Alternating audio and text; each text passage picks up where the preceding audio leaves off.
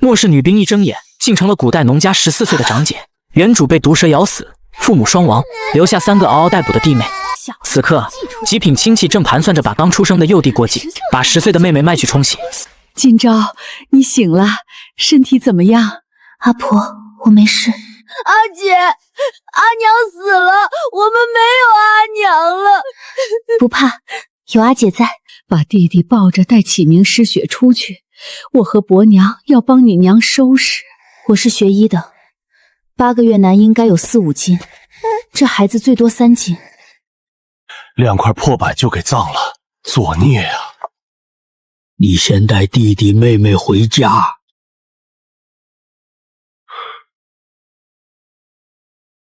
阿姐，阿姐带你们回家。三郎一家还有4个孩子，你们一家养2个。爹，我家耀祖顿顿吃不饱，多2张嘴哪里养得起？我家本就3个孩子，再多2个实在照顾不过来。真要养就养金钊，金钊过2年嫁人。你要养金钊就必须带老幺，不行。早产儿若早夭，外人得说我们闲话。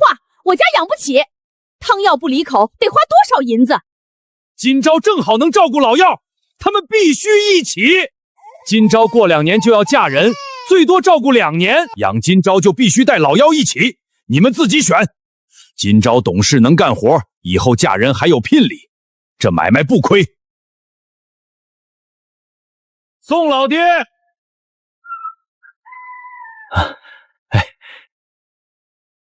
赵老爷，家中事多，你们有何要事？我想过见你家三郎刚出生的儿子。那孩子是早产的，稳婆说容易早夭，身体不好不打紧。算命的说辰时难应，能旺我。孩子是三郎血脉，我怕他怪我。爹，刘家里8成早夭，不如过继给他。对，三弟也不想孩子死。大牛，你过来又有什么事？我想让失血给我家石头当童养媳。石头的病好了？没好，想办场婚事冲喜。失血乖巧，我们喜欢。等病好了，2人长大后能过好日子。过继可以，不行，我家还有老二，好不了就给老二。我当亲女儿照顾，勉强养着不如送人。只要过件，我出20两。失血的聘礼给3两银子。爹，赶紧决定，今朝还在等你。养不起，别耽误他们过好日子。要是早夭，他爹娘得爬出来埋怨你们。一股凉意从脚底窜到心口。去把婆子，去把金钊和启明叫来。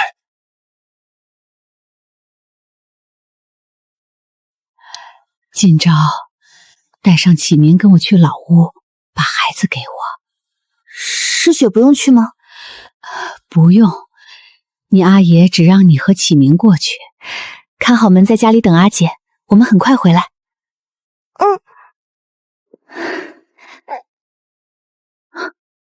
只叫我和启明，却抱走弟弟，独留失血。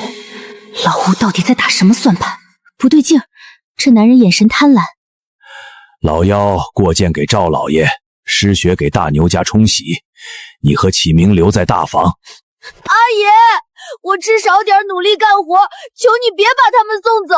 别哭，阿姐不会把失血和弟弟送人。我不同意，爹娘已逝，我自会照顾弟妹，不劳费心。你胡说八道，老幺留在家里只有等死。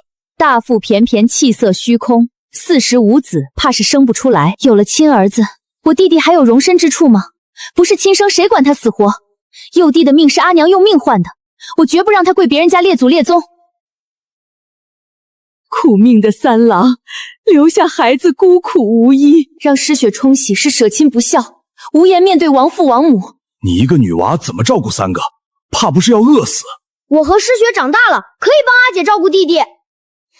启明成家前，我不嫁人，就算乞讨也不拖累你们。过继冲喜之事，全当没听见。你们可以走了。这孩子不成，再找一个便是。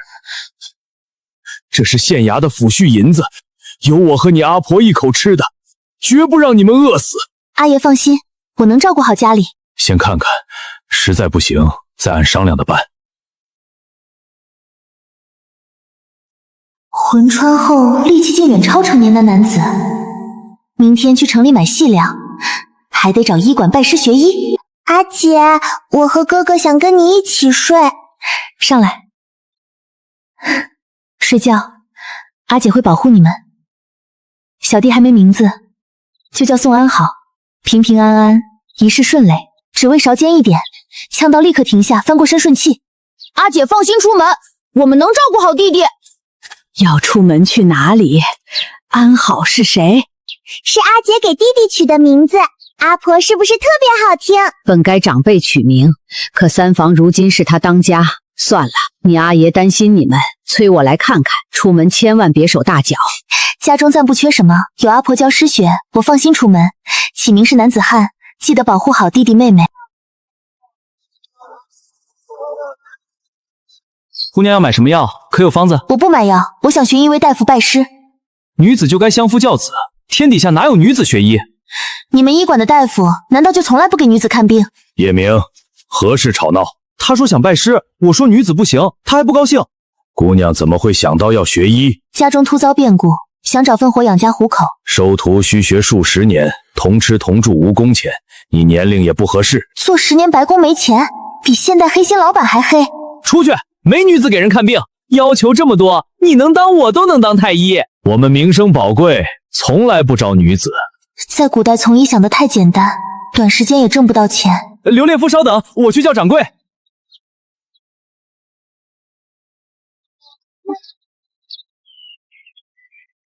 小二，你们这里收野物？野物月兔都收，去年有人猎到雄鹿卖了70两。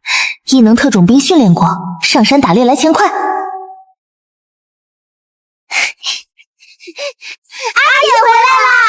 你娘把诗雪教得聪明，安好特别乖。诗雪真厉害。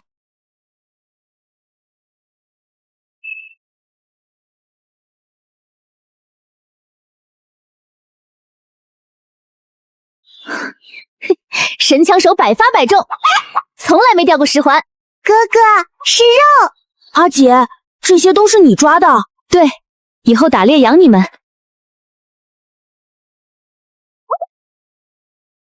你们去水井打水了？是大伯挑的水，二伯没来。等7日校期过去，烧兔肉给你们吃。拿去卖钱，弟弟要吃药，我们不喜欢吃肉。对，不喜欢吃肉。阿姐抓兔子厉害，以后家里不缺肉吃。2只山鸡，3只野兔，还活着，能卖多少钱？野鸡70文，野兔100文，白兔多给10文。没压价，460文，还差40文就半两了。只要价格合适，我肯定先卖给您。弟弟一直哭，怎么都哄不好。是米糊消化不了，他胀着难受。要是有母乳就好了。土蛋阿妈刚生了妹妹，肯定有奶。土蛋阿爷，阿娘在家吗？奶水肯定充足。想买您的奶水，1天给2文钱行吗？几口奶不需要钱，直接抱过来。不给钱不好意思，先付5日的。行，你们尽管抱过来。以后衣服我来做。阿姐会打猎，妹妹会做衣，只有我什么都不会。买母乳1天2文钱撑不了多久，粮税免3顿，省省能过。三郎和他媳妇儿死了，粮食可不得少吃一半。现在不去要，等钱花光了，1文都要不回。人才死2天上门要债，和逼死孩子何区别？欠债还钱天经地义，时间长了他不认怎么办？有欠条怎么会赖账？秋收后再要，现在绝对不行。2两银子呀，他到底知不知道欠咱家钱？必须上门提醒今朝，他每天进城花钱。村里都说他花钱大手大脚，迟早饿死弟妹。唉，上门提醒也行，你态度好点，别逼着还。都要卖钱了，还能有多少情分？还花钱买鸡吃，这趟来对了。菠菜刚长出来，送点给你们尝尝。谢谢婶子。你阿娘借了2两银子，婶子不是要钱，只是让你知道，是阿娘的自己。原来当初看病是借的钱，我这就把银子还给你。不用骗我，钱可以等秋收之后再还。鸡是阿姐自己捉的，本来要卖掉的。婶子，您数数，看钱对不对？他进城是去卖野物，我误会了。不用数，山里危险，还是少去为好。刀疤叔教过我打猎，现在家里没办法才去。阿姐，家里是不是没钱了？还有700多文，明日争取多抓点儿。是我误会今朝了，这孩子挺厉害。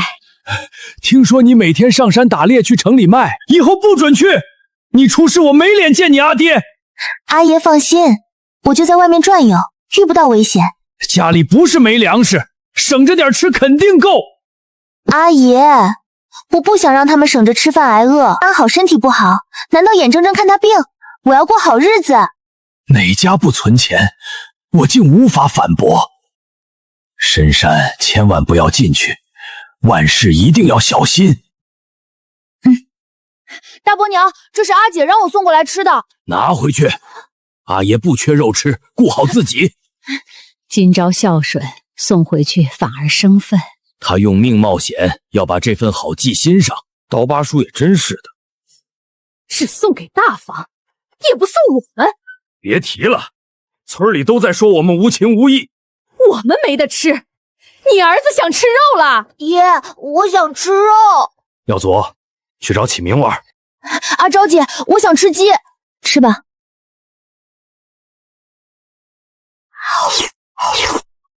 阿昭姐没了吗？为什么我家没有？大伯帮我挑水，我送肉是感谢，想吃找你爹妈买。怎么不装一碗回来给我吃？他们快吃完了，我就吃到一块肉。饿死鬼投胎，一整只鸡吃光不怕撑死。哼，你们就晓得吃白饭，不知道为爹娘分忧。真恶心！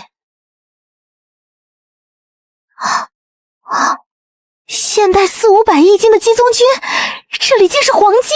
宋姑娘能识得蘑菇有没有毒？小时候常吃，所以识得。这2种每斤20文，其余10文，晒干价格翻2倍。掌柜放心，没吃过不认识的，我不采。阿姐，我明天和你一起去山上采蘑菇卖钱。诗雪一个人照顾安好，我不放心。我一个人能照顾，让哥哥去多赚点。我是男子汉，要帮阿姐养弟妹。穷人孩子早当家，好吧，好，明日你跟我一起上山，挂腰间，蚊虫蛇蚁不敢靠近。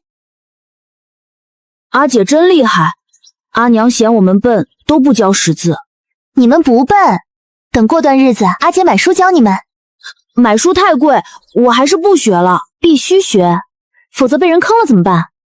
那我明天多采点，把买书钱挣回来。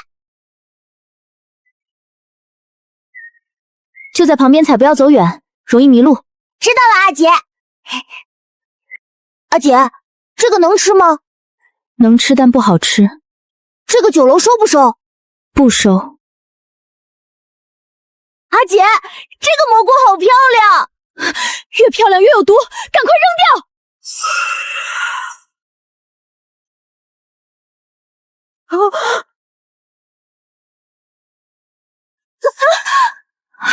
咬到没有？没事，阿姐，没咬到我。气味扩散有限，跑太快，毒蛇嗅不到。我不怕，我要继续采。跟在我后面，3步范围内不准走开。阿姐在这挖陷阱，你休息会儿。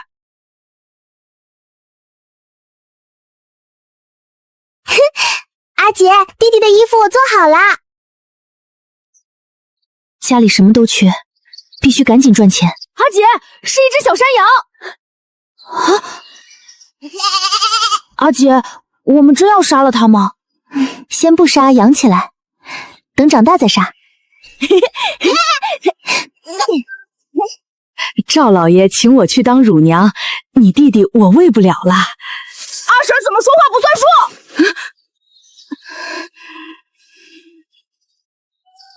今日乃钱银货2地，多谢您帮忙喂安好。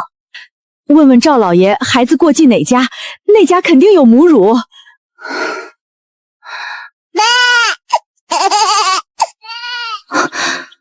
没有母乳，那就喝羊奶。母羊一定没走远。阿爷，我晚上要进山抓母羊，想让阿婆陪弟妹。天黑上山最危险，等天亮再去。再过一晚上，他就跑远找不到了。老大，出来，陪你妹妹进山。爹，天黑山里全是豺狼虎豹，太危险。没出息，今朝都不怕，你怕什么？脚步松散，真遇危险，怕不是个累赘。好，大伯，带上刀，我们进山。大侄女，这里阴森森的，我们还是回去吧。大伯安静点儿，声音在晚上太明显，会把野兽吸引过来。母亲不会轻易丢下幼崽，一定在边上待了许久。14岁女娃胆子怎么这么大，一点都不胆怯。这声音千万别是我想的那样。今朝，今朝！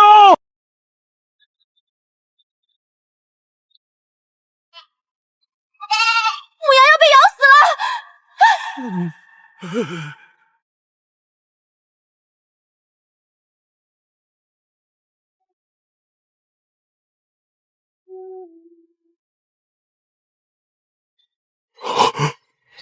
已经没了一个孩子，剩下一个他坚决不肯放弃。没救了！大男人胆子怎么这么小，死了的都不敢拿。谁？娘，是我和今朝。这是你们杀的？不是我，是今朝杀的，我一点没派上用场。我去烧水给你们洗一洗。抓到母羊了。何止母羊，今朝还杀了一头豹子，足有1丈长，豹腿比我脑袋还粗，一斧头就被他砍死了。真的？不信明天自己去院子看。怎么这么快，都没瞧见？谁在那里？是我，大伯娘你都不认识啦？对不起，大伯娘，天太黑没看清楚。你阿姐呢？阿姐怕豹子肉坏掉，天没亮就去城里了。好像还是个没长大的姑娘。我的老天爷，这是哪个猎户这么厉害？大哥，掌柜在吗？在，我现在就去叫。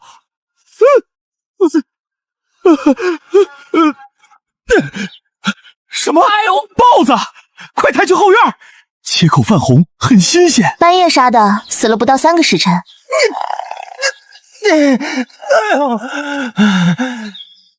157斤，豹肉每斤30文，4两710文，加上皮毛头颅，出30两，再加5两银子。这张皮这么完整，肯定有人出大价钱。加3两，一共33两，称重没去皮毛重量。行，就33两。家里晒的蘑菇，过几天一并拿过来。现在100多斤，以后会更多。好嘞，有多少收多少。这姑娘力气大，她爹一定更厉害，怎么可能是她打的？你连个姑娘都比不上。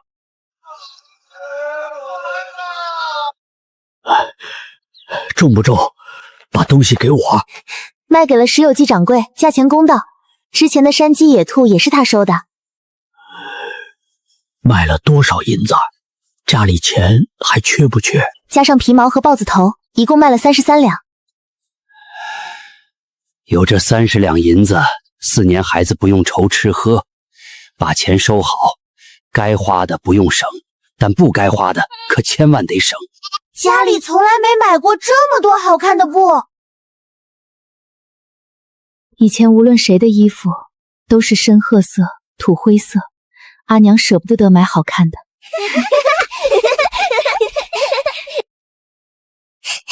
阿姐，我一定快点把衣服都做好。不着急，阿姐陪你一起做。阿姐，今天还上山采蘑菇吗？有钱真好，想买什么就买什么。今天不上山，阿姐要教你们挤羊奶。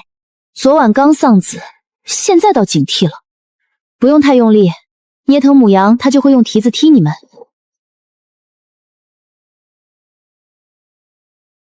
天气热容易馊，每次小半罐就行，不能直接喝，要煮开加等量温水煮沸，放凉才能喂。阿姐好厉害，什么都懂。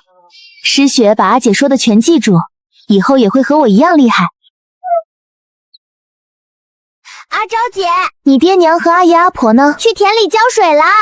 昨晚我和今朝上山捉的羊，阿爹厉不厉害？哼，你要真能抓到，下午再抓一只回来。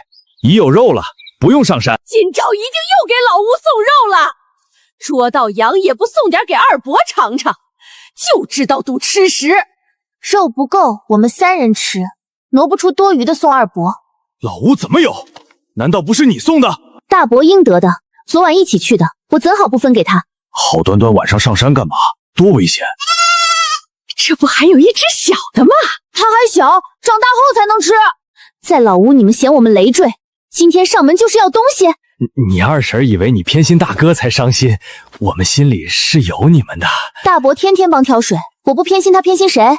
你们连脸都没露过，怎么没上门问过我们有没有粮食吃？怕不是早忘干净了。阿昭姐，给我吃一点吧，我阿娘骂我没钱买肉。只能省出这点给你，带回家吧，再多不够吃了。我吃完再回去。谢谢阿昭姐，我先回去了，带回去肯定会被阿爹阿娘抢走。这么大块肉都不知道让我吃一口，得孝顺我。我想再要一块带你吃，阿昭姐不给啊。大哥故意挑水换肉，你明天也去挑水，趁机要肉。田里浇水累得动弹不了，浇完再去。比打猎累多了，7亩田跑300趟才浇1亩。吃完早饭跟我上山采蘑菇，不浇水了。不管地里的粮食了，把时间耗在田里，不如采蘑菇，少收就少收。你阿姐呢？这也没多少，能卖几个钱？采蘑菇去了，阿姐说比浇水赚钱，里面装的全都是蘑菇。这么多，从哪儿采的？晚上我得再过来，不浇水每亩少收7、8斤，7亩就是50多斤，能卖半两银子。阿爷放心，有我在，不会有危险。新鲜的1斤10文20文，晒干的更贵。酒楼掌柜有多少收多少。1斤10文20文，这么贵？阿爷，今晚你和阿婆来家里吃饭。不用，我回家吃。陷阱里的兔子在锅里烧着，吃不完，明天就不新鲜了。去大伯家把阿婆叫过来，我马上就去。你怎么来了？你阿爷呢？阿爷在我家，阿姐让我叫你去吃饭。好端端的去老三家吃，这不是吃他们粮食吗？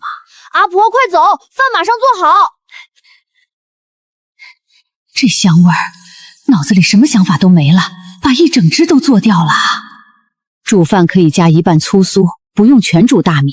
用素煮饭太粗糙，容易沤嗓子。白米价格是粗酥2倍，过日子得节省。赚钱就是花的，起名正长身体，该吃好的，凉了就不好吃了。阿爷，我想在院子里挖口井，村里有人能做吗？好端端挖井干什么？大伯没给你们挑水。一天洗1次澡就够了，用不着洗2次。中午不洗澡全是汗，洗被褥更费劲，躺地上不舒服。有水井放肉也不怕坏，迟早要挖。花2两银子挖井也行。过2天我去隔壁村喊人。大伯挑水辛苦，这碗肉带回去给永年分分。怎么不叫他们一起吃？昨天二伯来过，说我只送肉偏心。二婶还骂我们吃独食，要抢小羊。肯定是二郎媳妇撺掇的，想白吃肉，做梦。别去了，闻到你一身肉味，不知道炒成什么样。不浇水，少收50、60斤，亏死了。交给大房、二房去浇，闲着也是闲着。今朝没空浇水，你们干完自家的，把3郎家6亩地浇了。好，自家侄女出力帮忙，义不容辞。昨天的肉味还在嘴里飘呢。今朝自己都不浇，那是你侄女，浇60亩都不算多，不浇以后别认我这个爹。阿爹，我又没说不浇。你有没有问蘑菇能卖多少钱？蘑菇能卖几个钱？肯定是嫌挑水累不想干。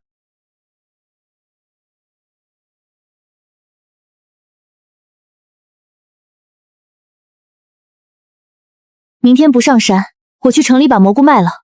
这么多蘑菇怎么运到城里？可以用板车拖，阿爷家就有。我去借。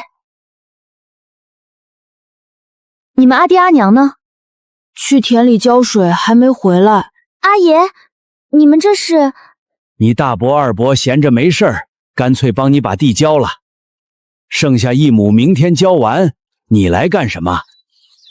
明天去城里卖蘑菇，想借板车用一下。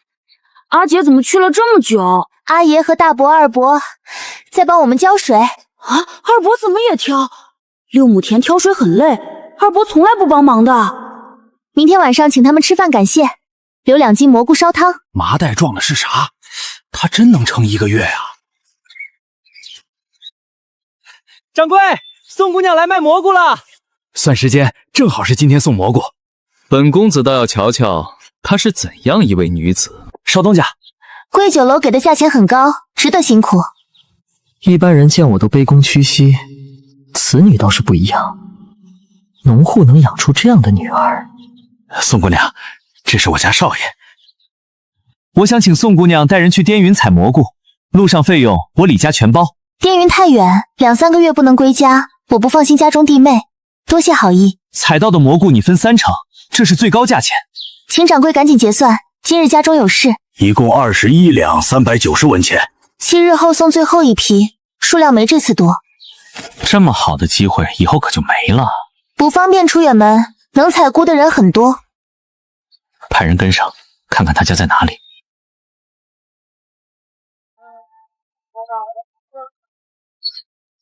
阿姐，这些都是用卖蘑菇的钱买的吗？对，而且还剩好多钱。啊？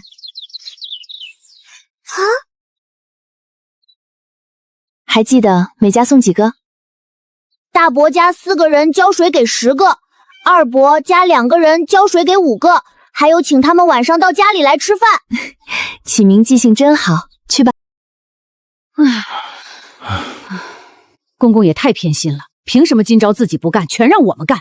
收完粮食又不分我。你少说2句，干一样的活，就因为你一直在抱怨，阿爹瞪了我们好几次。茶都端不稳，我养你有什么用？阿爹，茶来了。出去吧，我和你阿娘需要休息，做好午饭再叫我们起来。阿爹阿娘，启明来了。他来干什么？阿昭姐让他过来送包子，真到提送祖了。真的是包子！二伯二伯娘，阿姐让我过来送包子，还让你们晚上带弟弟妹妹去我家吃饭。你阿姐上午去城里啦？阿姐去城里卖了蘑菇，还买了好多菜回来，说晚上要请客。在城里买菜肯定有肉，篮子里怎么还有那么多包子？是要送到你大伯家去的吗？对，大伯家有阿爷阿婆4个人帮忙，给10个包子。二伯母和二伯是2个人，所以给5个包子。可是你大伯家只有6个人，我家有5个，不够吃。阿姐就是这么说的。晚上人多，记得让你阿姐多煮点饭。阿姐特意叮嘱过，现在二伯多拿走了2个，这就表示大伯家要少2个。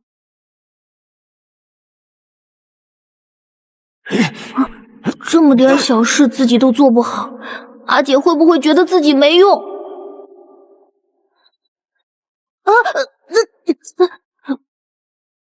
启明，怎么买这么多包子啊？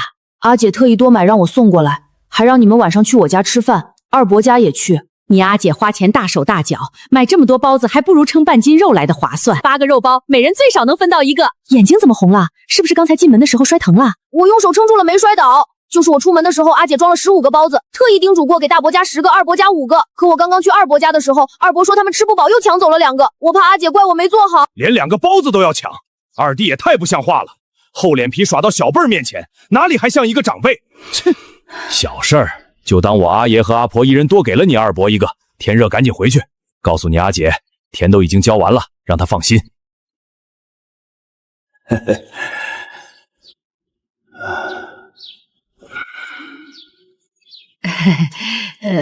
我去把包子热一下。你是说宋姑娘父母皆已去世？宋姑娘真是让人佩服又怜悯。小的打听到，宋姑娘的阿爹修运河被砸死，她娘早产去世。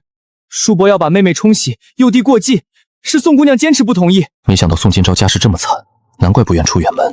弟弟妹妹才10岁，还有婴儿，一个晚上不回家都不放心。少爷，还要让他去滇云吗？罢了，如此境况，他根本不可能离家。宋姑娘实在不容易，幸好少爷不再强求。这肉得有3斤重，割半斤晚上吃，剩下的用盐腌起来，你们留着慢慢吃。阿婆，10几个人半斤肉，一人2口就没了。这是我特意买回来晚上做的。这几天大家挑水浇田累受了不少，这顿饭是我的心意。若是自尊招待不周，以后可没脸再请大伯二伯帮忙。以后可以多走动。阿姐特意加了蜂蜜，可甜了。真羡慕安好每天都能喝到这么好喝的羊奶，一点怪味都没有。安好喝的羊奶不能加蜂蜜，没味道，一点都不好喝。大嫂过来帮忙也不知道叫我一声，害我都来晚了。你要是有心，就能想到今朝一个人会忙不过来，好意思踩着饭点过来。还不是这几天挑水把我累坏了，一睡就是一下午，没注意到时辰。还有吗？我还想喝一碗。还有，我去给你盛。在哪里？我去自己去盛。就在外面的矮桌上。阿爹，你怎么把羊奶全部喝完了？你能喝，我当然也能喝。别说怪甜的。赶紧喝，喝快点。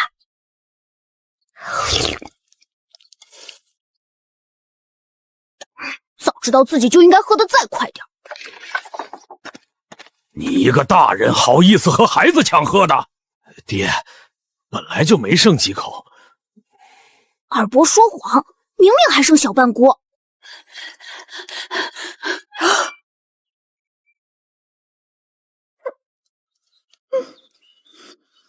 早知道自己就应该先进堂屋。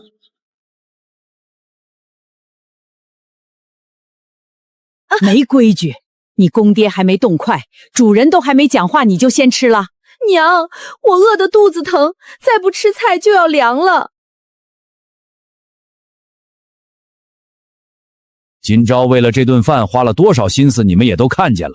以后别做点事儿就唧唧歪歪个不停，一家人就得相互帮衬，尤其是你们这些长辈。这顿饭油水太足，花的银子肯定不少。二房这辈子也就这样了。爹，您就是瞎操心。今朝卖蘑菇真的能赚钱？二房夫妇德行最差，自私吝啬，说到底都是穷闹的。一斤干蘑菇最少卖20文，就是9月就不长了。这么好的事情，你可不能忘记我们。下次上山把你二伯也带上。山里危险，你就不怕二郎出事？差点忘了，后山有凶兽，会吃人。有今朝在怕什么？真有危险，启明也不会上去。有危险！我第一次上山差点被毒蛇咬死，还好阿姐一斧头砍断了毒蛇的头。后山蘑菇采完了，明日去北山。大伯二伯若想一起一早过来，但我顾不上太多，危险肯定是有。今朝说的对，你们得自己想好。我想要钱，可也不想男人出事，一旦出事岂不成寡妇？我已经打退堂鼓了，我可不想死。阿姐，明天真的要带大伯和二伯一起上山吗？你不想他们去？他们之前想把诗雪和安好送人。爹娘在世，宁愿自己饿着也省一口给我们。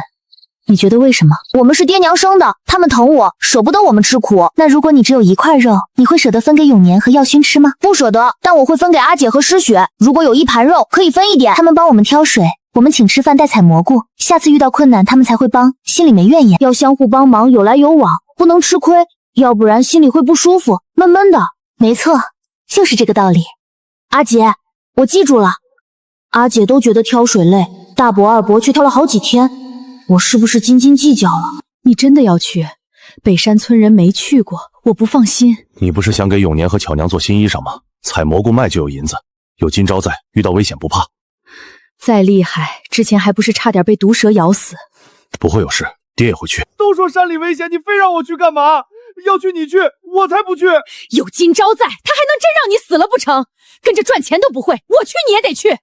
日子过得好好的，你非让我去送死。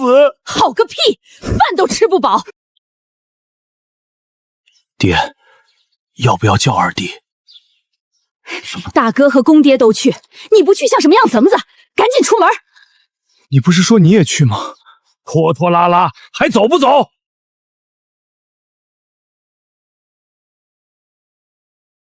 大清早这是去干嘛？上山采蘑菇。这么早上山采蘑菇，还不如挖野菜实在。早知道昨天就不该问赚不赚钱。系上香囊，药粉洒满全身，走路动作别太大。好难闻。不难闻怎么自己读？跟紧。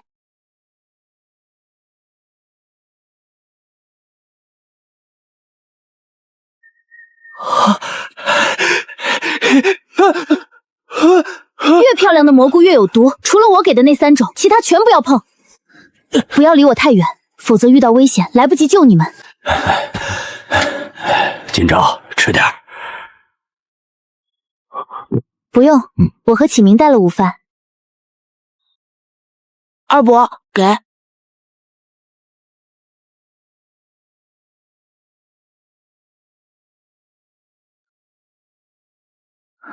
是一头狼。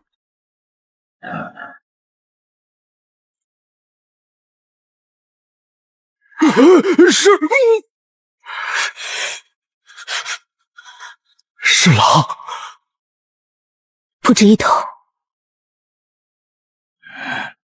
赶紧走，赶紧走！快点，快点！等一下，前面有鸡松窝。别鸡松窝了，赶紧逃命！等狼群追上来，我们就完蛋了。他们抓到猎物，短时间内不会再捕猎。刚才也没发现我们，后山采完了，去哪儿都一样。继续采。明天我不去山上了。阿爷大伯，你们呢？虽说下午没发生危险，可狼群在那里，谁知道会不会过来？你明天还去北山吗？今天没采完的地方，明天需要继续采。我去。我也去。你是没看见，那么多狼嘴上全是口水，一口咬下去，半截身子都没了。那公爹和大哥怎么还去？他们不要命，我要命。怎么不是宋姑娘？宋姑娘，李掌柜，今天似多了几分跨过熟人的友善和交好。这是我阿爷、大伯和二伯，蘑菇我们一起采的，都检查过没问题。就一只烧鸡，不是什么值钱的东西。今天他着实显得有些太过热情，到底在想什么？去拖板车，回家。爹，我去买几个肉包带回去。姑娘要买什么？2套笔墨纸砚，3字机百家姓千字文，各要2本。最便宜一套50文，手抄版30文，印刷版100文。有好点的吗？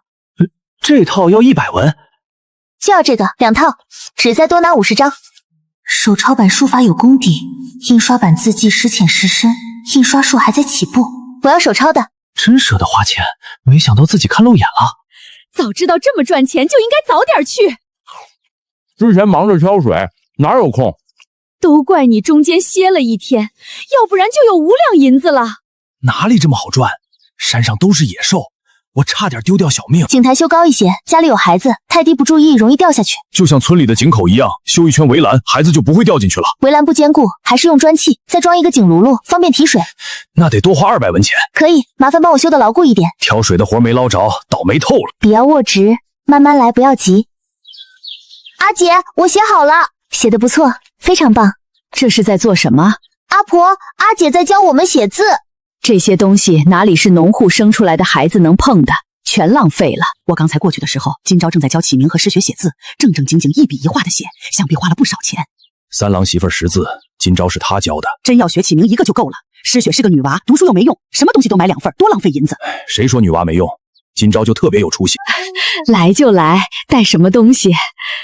这孩子养得真好。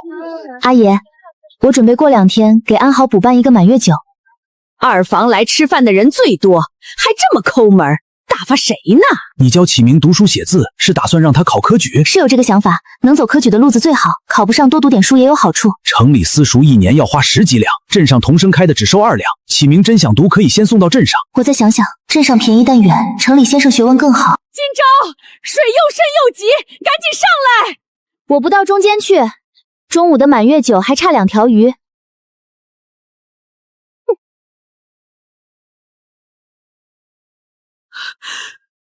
今朝今年14岁，还没定亲吧？今朝年纪还小，我不着急嫁人，等你16岁的时候，在村里招个赘婿，等启明成家后再分家。阿爷，在启明成家之前，我绝不会嫁人，我没空，也没那个心思。为什么这里没有收割机？才半个时辰，腰都快直不起来了。阿姐，快点割，赶在下雨前收完。阿爷白天干，晚上还要干，太累了。我想请人给稻谷脱粒。不行，请人不得花银子，就忙几天。秋结束有大把时间休息。等秋收结束，自己得累死半条命。牛可以拉石过，羊当然也可以，就是费力些，还缺个石过，总算可以不用手拖了。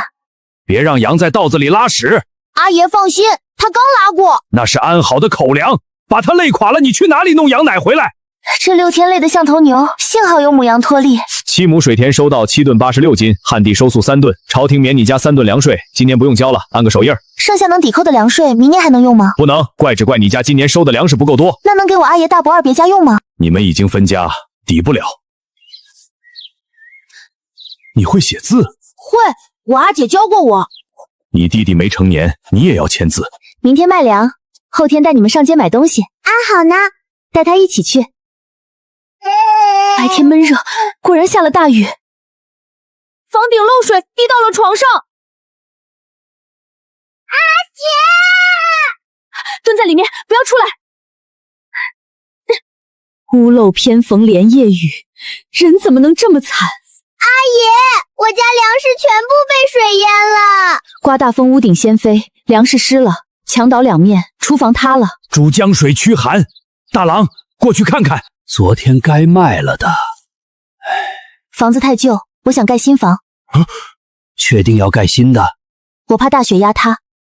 2间房12两，钱全掏进去。我钱够，必须盖新的。3间正房加茅房、厨房、西厢房，后院地窖，前院羊圈，院子围起来。没30两银子盖不好。孩子长大要分房，4个房间才够，卖了30多两，够建。不能全花完，得留钱过日子。阿爷，我想用青砖建房子，围墙用土坯。青砖得花多少钱？30两不够。卖花报的钱没花完，先左用。钱留手里防急事，起名读书也要钱。谁不想住青砖房？没钱才住土坯，照我家青砖房多好。罢了，我去砖窑买砖。听说建房钱是卖蘑菇赚的，打猎赚的，杀花豹存的银子。能杀花豹？刀疤教的，他一点伤没受，砍下豹头。你好福气。他大手大脚，非要盖青砖房。你把钱拿过来管。我咋管孩子赚的钱？不够大郎二郎借给他。再有本事也得养活3个弟妹，这姑娘不容易。青砖瓦片用掉32两，剩下的用土坯建，怎样？不行，全用青砖。我何时能住上这好房子？等二弟有今朝这本事，让耀祖搬来住几年。拿10两银子给今朝。姑娘来此有何事？买一把弓，再要一个匕首。弓2两，箭15文。这个呢？1两银子。买弓和匕首能送10支箭吗？最多送5支。9不行不行？最多送7支，再多亏本了。7支就7支，我要自己挑。随便挑，不封窑回炉重造。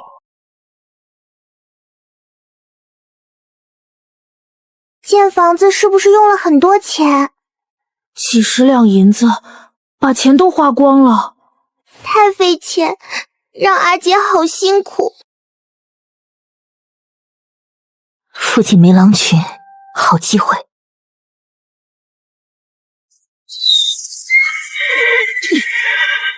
给我死！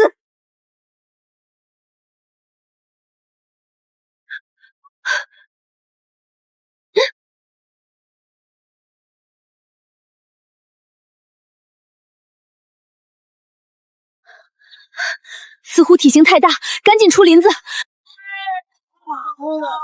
又是他！赶快拿碗来接露血。有热水吗？我想洗个澡。掌柜在后院等你。先出去。40两银子，我全包了。100斤重，至少得50两。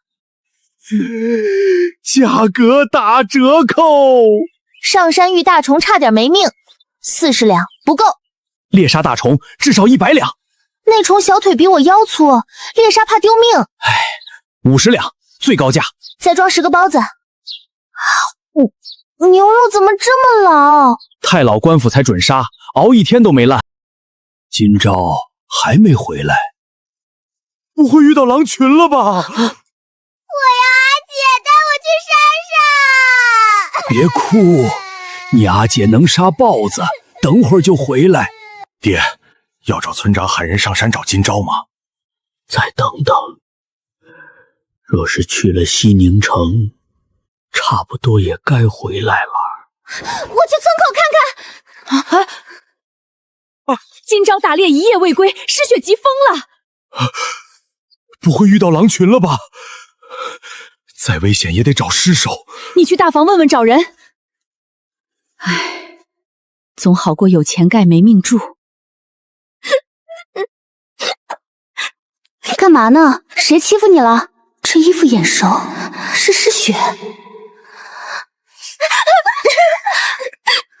姐，你怎么才回来？阿姐去城里了，回来的晚。你之前中午就回来，现在都快晚上了。你怎么现在才回来？他们等了你一下午。原来这就是有家人等的感觉。我想让你阿婆搬过来住，方便照顾。今年我不打算再上山，在家陪他们。既然这样，你阿婆就不用过来了。知道有狼还往那儿跑，看把孩子急的。若不是大狼提灵群，孩子也不会急成这样。阿姐，我好不好看？好看，像个小仙女。这是要出门？带启明诗雪去城里逛逛。今天法安寺有庙会，一起去上香求佛祖保佑。那就去庙会。庙委有便宜料子，多买底。姨爸娘嚟睇攀低唔起嗎？他们又干活，冇空。我也好想去。衣服随时能洗，带他们去。人多别跑，把手牵起来。先去上香，下山再买。求佛祖保佑家人身体健康，无病无灾。保佑这孩子平安长大，壮得跟牛一样。阿姐，我想吃糖葫芦。买一肠胃就行。难得来一次，想买就买。给阿娘吃一口。快咬，赶在阿娘吃完前吃光。不得则人，又能吃到，这样最好。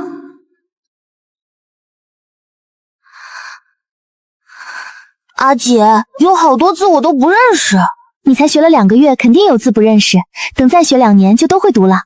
跟着阿昭姐就能蹭到吃的，我得继续撑着下巴等。阿姐，这个字怎么读？药，这个字读药，是能治病的药吗？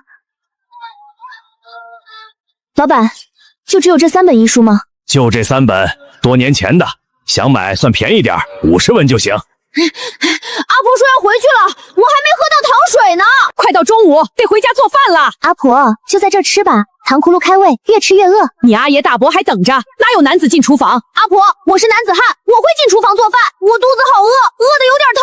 婆婆，要不就在这儿吃吧，这么多人得花多少钱？阿昭姐，对面糖水特别好吃，去年一直想着。带永年和耀祖一起去买。1人1碗。不用，1碗馄饨就饱了。大伯娘，我胃口大，能喝得下。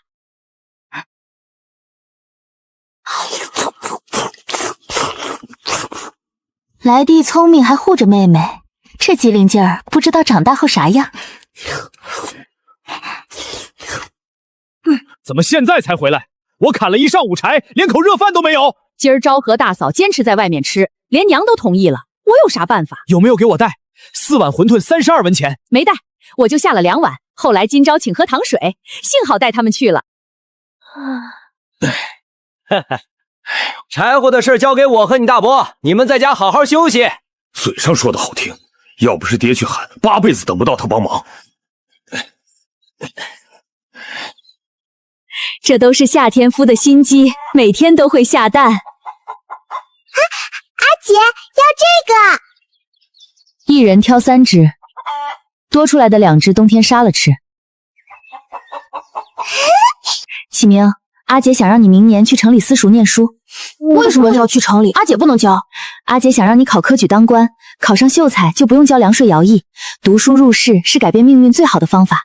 我要是去读书，家里就没人帮阿姐干活了。你要是能考上进士，就可以买许多仆人服侍我和诗雪，就像赵老爷那样。我愿意考科举，我一定要当大官，让阿姐过上好日子。单位做官赚钱功利性太强，只要不贪就行了。这段时间在家把字练好，书背熟，先生考你答不上来就完了。诗雪，从今天开始，阿姐带你学医，以后当大夫。像村里的赤脚郎中，你要是能学好，比他们厉害多了。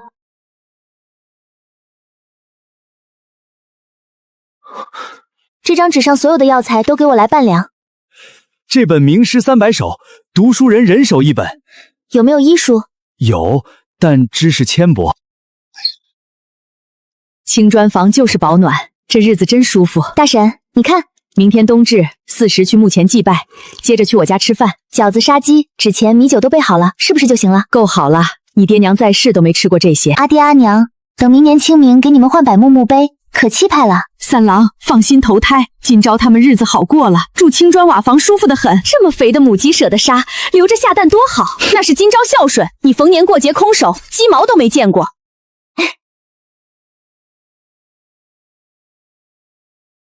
阿姐，这样真的能捕到鱼吗？等一下你就知道了。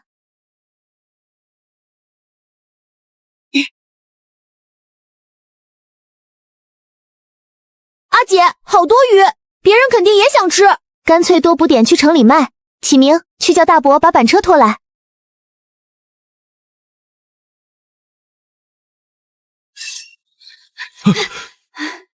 跑这么快干嘛？小心滑道。阿爷，阿姐捕了好多鱼，木桶都装不下，让你们拖板车。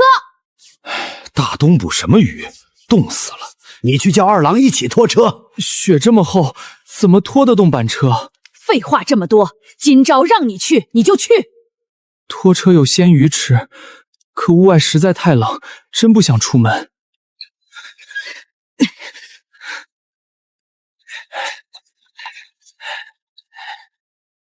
雪这么厚，拖板车干啥？这么多鱼哪儿来的？不好，被看见了。今朝从河里捕的，正要运城里卖。阿爷他们来了！哇，我的乖乖，这是把河里鱼都捉完了。过年家家想吃鱼，我想运城里卖掉。板车装不满，我再下一网。路过伯家纷纷留3条够咱吃就行，1条水煮，1条清蒸，1条烤鱼，够了。知道了，阿姐。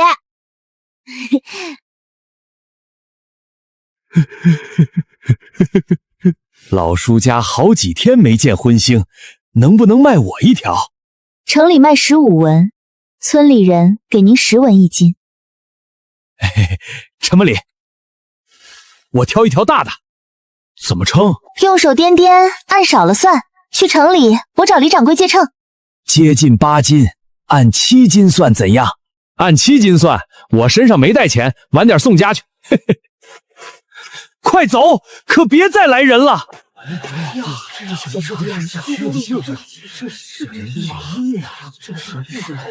蒲大阿爷来人，蒲蓬！哎呦喂，怎么就走得这样快？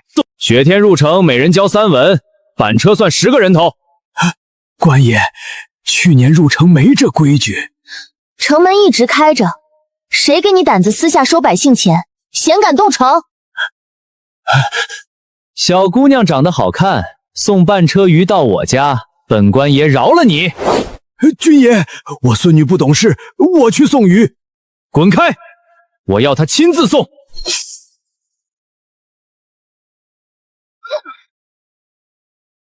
呀！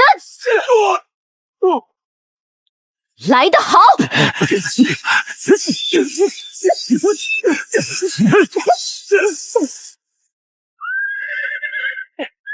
何人在此闹事？将军，小人例行检查，被他殴打，贱民该杀。将军，不关草民孙女的事，求饶命！民女宋今朝并未闹事，乃是自卫。他们索要入城费，还要半车鲜鱼，对我行流氓之态，情急才反抗。将军，我侄女句句属实，说假话天打雷劈。他看我侄女漂亮，逼他亲自送，这是要逼死人呐！将军，草民入城被他们抢走2只野兔，求做主。1人60军棍，打完仍敢死营。将军饶命啊！多谢将军，多谢将军。你的武功是在哪里学的？村里过世的军户教我的。鱼卖多少钱1斤？我都要了。把板车拖到县衙。大概能卖15两，这给的太多，因祸得福。你怎么胆子这么大，敢和官府作对？县太爷似有贤明，那4人不是我的对手，就算将军没来，也不敢闹大，何惧之有？今朝给了多少银子？赶紧过来推车，从后门走，前门板车上不去。官爷怎么不在城门站岗？这是升官了。边关13城被惊雷军接手，日日巡逻，累个半死。这是要打仗了？是游走边关的盗贼，成不了气候。近些天少出门，别去云中城。当年朔北贼子冬季洗劫村落，一粒米不剩，村民饿死凄惨得很。这些天别出村子，难免不会有人像6年前那样。这是辛苦费，谢谢阿爷帮忙拖鱼。你送过鱼，银子不用给。下次有这种事儿记得找我，我会回家吃饭了。给你2个饽饽就行，阿爷不要。跑一趟能挣2两银子，发财了。怎么了？你怎么这么慌？不跑快点，怕阿爹让我还钱。跑一趟得2两，还好我跑得快。今朝大方，帮忙就不吃亏，这道理我早懂了。开春送你去私塾，争取后年考秀才。阿姐，是出什么事了吗？没事，阿姐就是担心一旦打仗，官府把你抓去当兵。哥哥过完年才11岁，真到走投无路，11岁也可能被拉上战场，得做最坏打算。朔北贼子侵略华家村，烧杀抢掠死了好几百人，估计要打仗了。靖丽军呢？没去杀贼人。靖丽军倒是人都杀光了，贼子先一步逃走。得制作威力更强的武器，让他们有自保能力。朔北贼子根本不是兵卒假扮，都是山贼，想祸水东引，散播谣言。幸好是假的，真怕打仗。得顾及这2个孩子，让他们在有限条件下吃好点儿。能不能定制铁器？什么铁器？这是弓弩和袖箭的图纸，不知道你们能不能做出来？哎，爹！啊，这是姑娘画的。要求精细的上好铁矿，起码20两银子，至少1个月，先付2两定金。药膏涂太多不透气易腐烂，浅浅1层即可，每日清理换药，好得快。姑娘懂医？略懂。药安桃特制的，治烫伤效果特别好，就得涂厚点。这药膏开的不对，你们可以去另外3家医馆问问。这药对烫伤作用最小，减慢痊愈，不知是故意还是医术不精。之前不觉得，现在怎么看涂了3天药还是这样？阿爹，我们再去其他医馆看看，我不放心。烫伤几天了？3天。药性太浅，恢复慢。我重开一副，1天换2次，7日结痂。医者当悬壶济世，切勿贪图名利，罔顾病人痛苦，害人害己。师伯家婆来捡黄连，拖长买药时间赚钱，难怪师傅失望。爹，你要不要把药膏拿到另外2家医馆问问？何大夫没有明说，最多就是医术不精，以后不去药安堂看病就是。弓弩的短剑多做20支，等那位姑娘来取货时送给她。还好那位姑娘看出来了，否则阿爹的伤还不知要拖到什么时候才能好。才停了几天又开始下雪，这里冬季真的很漫长。以前不一直都是这样，现在才1月，要到3月初小草才会长出来。可能是往年冬天整天为吃饭发愁，如今闲下来就觉得时间过得格外慢。整整5个月雪天寒冬，到开春温度也只到0上，边关的气候真的太寒冷了。村委栓柱家昨天晚上进了好几头狼，把院子里的鸡鸭全都被咬死拖走了，留下一地鸡毛鸭毛。他儿子到现在都还在做噩梦，半夜我也听到了狼叫声，声音特别恐怖，这是山上找不吃的，下山来吃人了。胡说八道些什么？全都抓起来放进屋里藏起来，狼能闻着血腥味找过来。村长，杀不杀狼都要打，他们在山上找不到吃的，可不得下来祸害我们。肯定是上次看到的那群狼，他们从北山过来了，光目测冒出头的就有5、6头。我去金钊家看看，他们院子里有2头羊，要是被发现狼群，肯定第一个冲进去。气温越低，这些没有吃果腹的肉食动物就越凶狠，走到绝境，甚至会主动攻击人类以求生存。阿爷，昨天晚上狼群袭击了村委栓柱家，我担心他们今晚还会过来。你把这2头羊关进西屋去，还有鸡窝里离的鸡也关进去，门和窗户都关好，无论外面发生什么都千万别出来。就算他们真这么高，狼都跳不进来了，我也能躲在在屋子里射杀他。阿爷知道你有本事，双拳牙医千万不能冒险，万事当心，家里还有启明他。人最怕没有牵挂，一旦没有了顾虑，就连自己的性命都不会放在眼里。阿姐，盖住安好的耳朵，别让他听见。启明，快出来锁门。阿姐，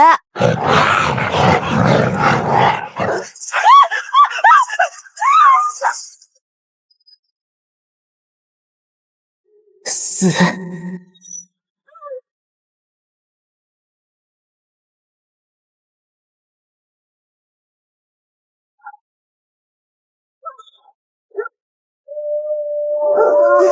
接住，用火把护身。在那边，在大田家。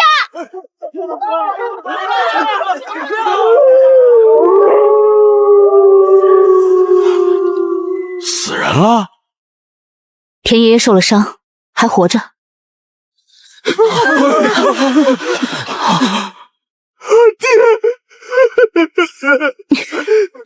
狼已经走了，你们两个回房间睡觉，别动着。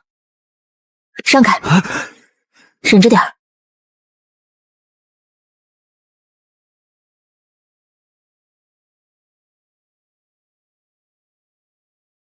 止住了，那些狼会不会再来？死掉的5头狼对他们的损失很大，在确保能将我们全杀了之前，他们应该不会再下山袭击我们。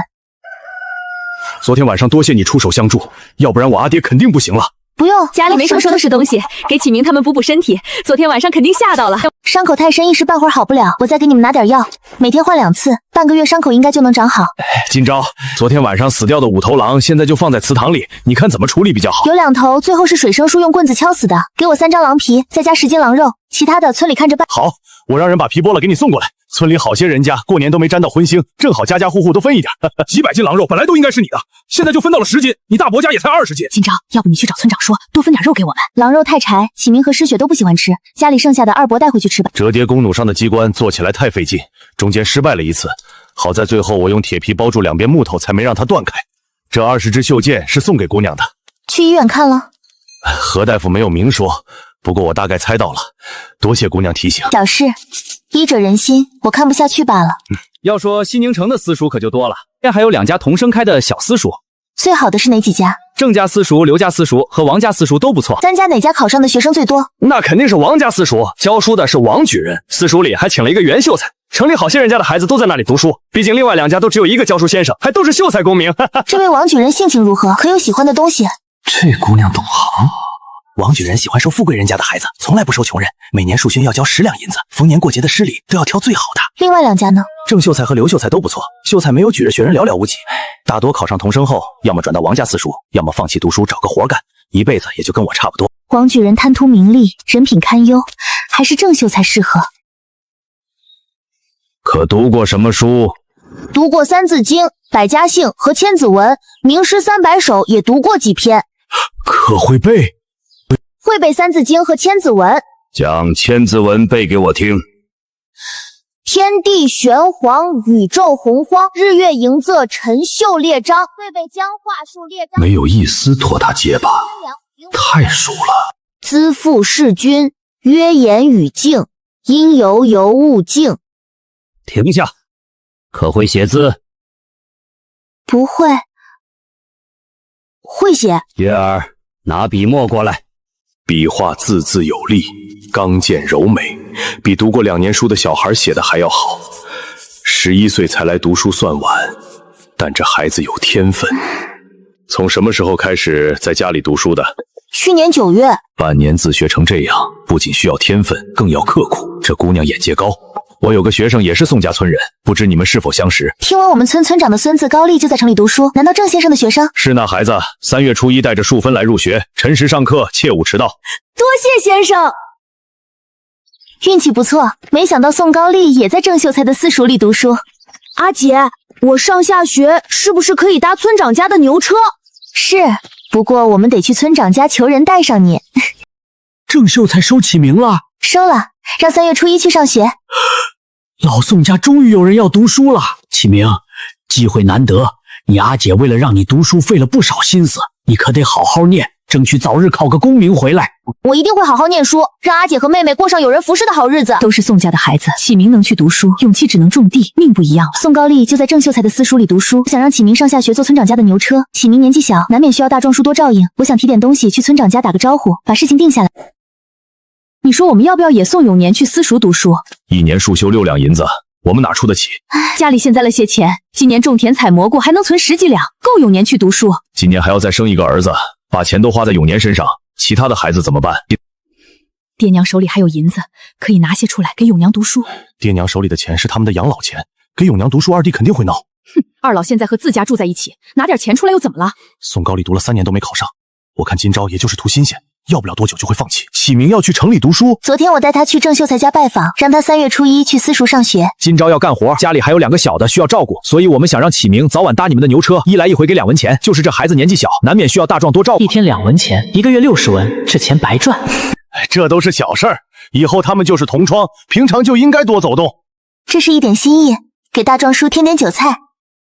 宋永年不读书，反倒是丧父丧母的宋启明。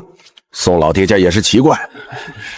那要看谁出钱。宋老爹3个儿子早已分家，说到底还是宋金元有本事，供得起宋启明。那日历正在的时候，2个孩子就已经会写自己的名字。宋家3房怕是要起来，以后接送你费点心，让高丽和启明多相处相处，每日白得2文钱，对自家也有好处。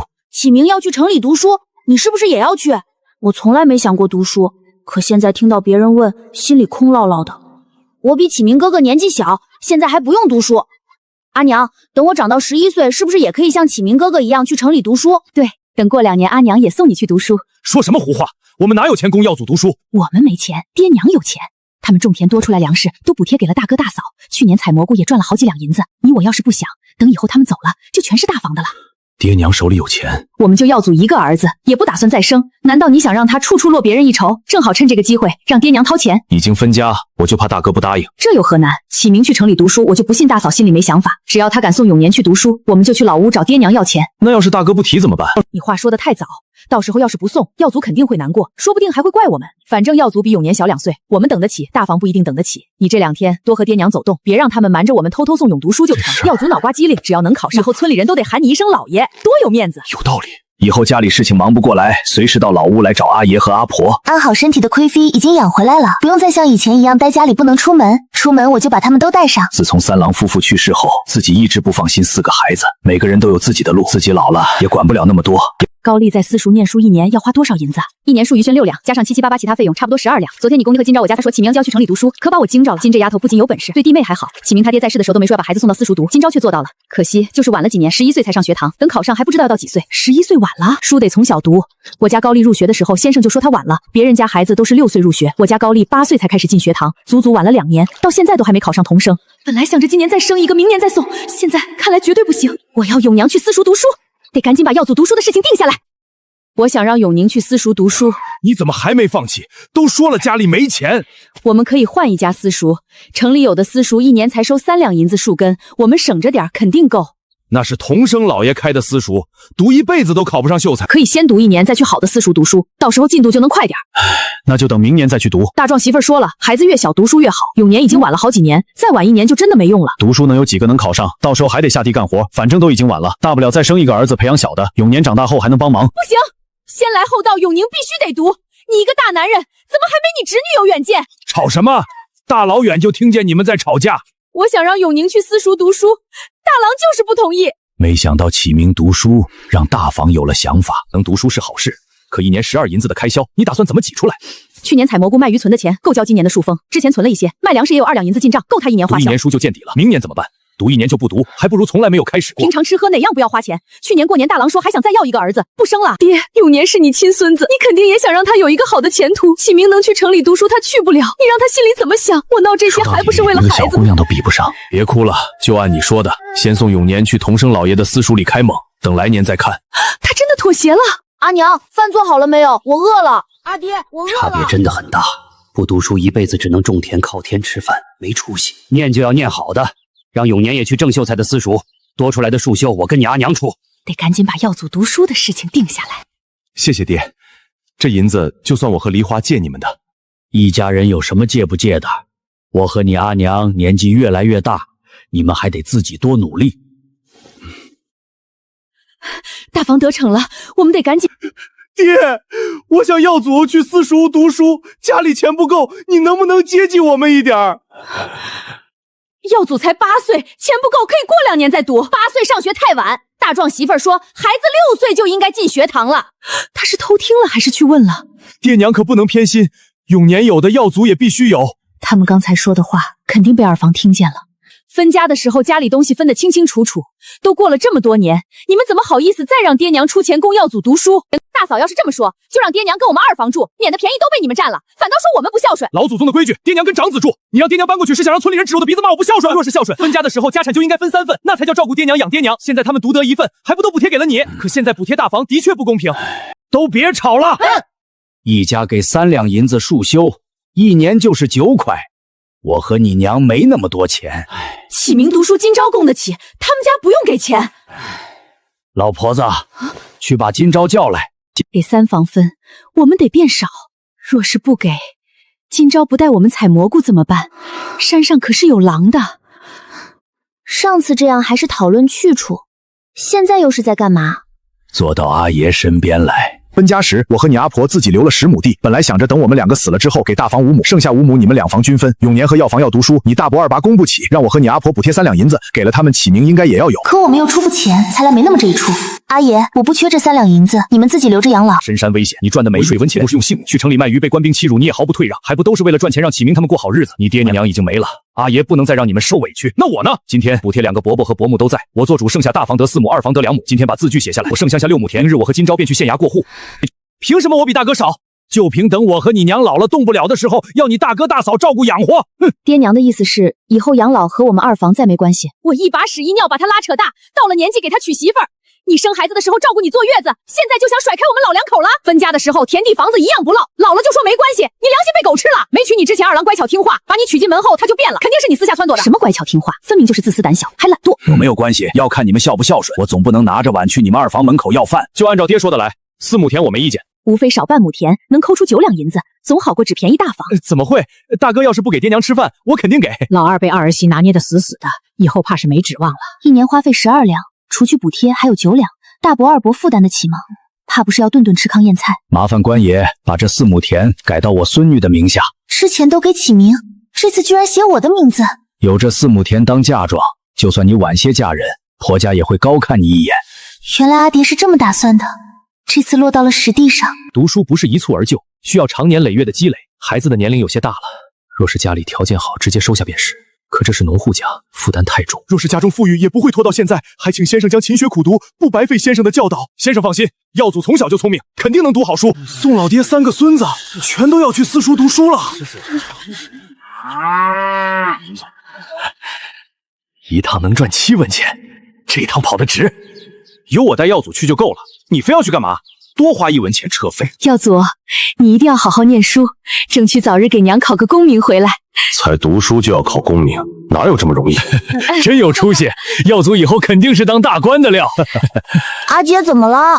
没事，田野风景好看。安静，马上就要上课了，无关人等请离开。这样的地方，以前想都不敢想。幸好我让耀祖带了饭团，一顿饭10文钱财，郑秀才要吞掉一半。郑夫人说了，中午1荤1素，吃的是白米饭，贵点也是应该的。大伯二伯，我在城里还有事，就先走了。开春要做衣服，家里调料也用完了。阿姐，我在菜园子里发现了一颗黄芪，刚冒头就认出来了。看来百药图上的药材你都记住了。等天气暖和点，阿姐带你去外面采新鲜的药材。你要正式开始学医了。阿豪怎么办？带他一起去，免得白天睡饱，晚上一直闹腾。我还以为你不会育苗过来教你，没想到你都育好了。以前看阿爹弄过，我就会了。其实是上学时候在书上看过。阿姐，这是先生给我的新书，从明天开始我就能在经馆上课了。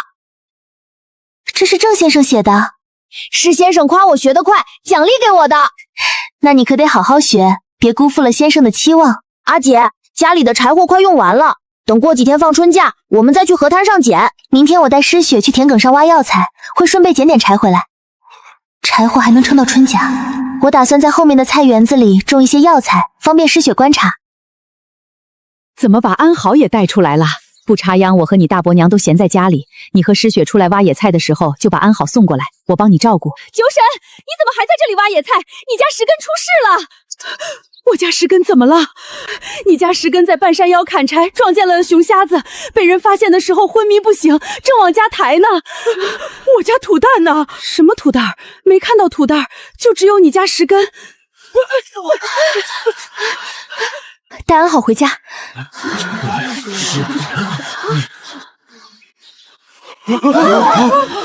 石根，你醒醒，别丢下阿爹！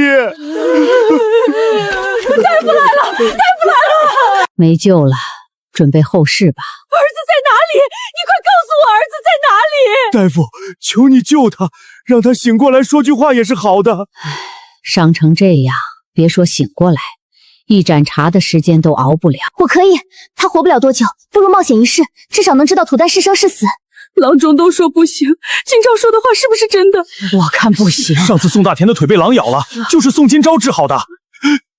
今朝，你来，我信你。我倒要看看这个女娃有没有这样大的本事。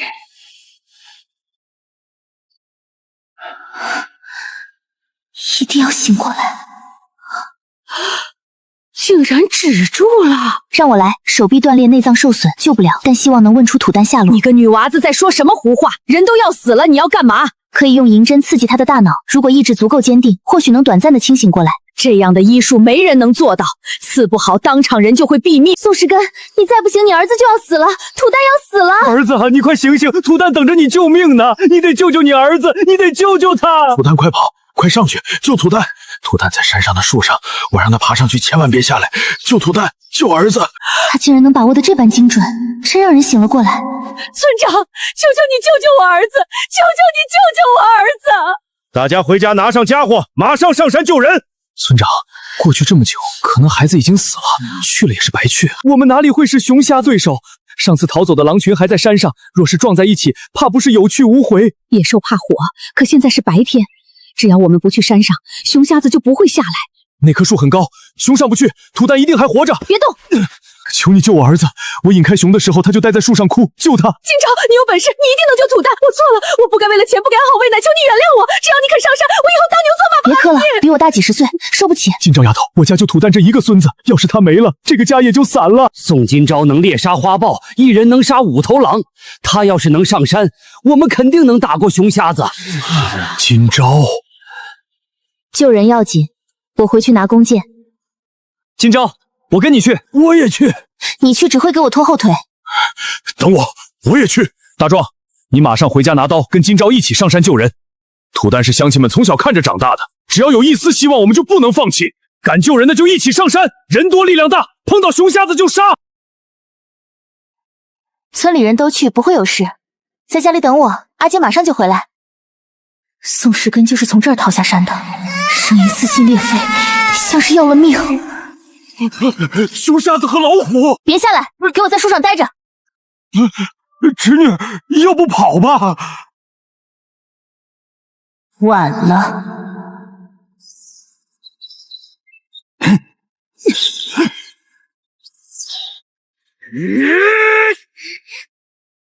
再不跑没命了！你杆子早就没不能跑！宋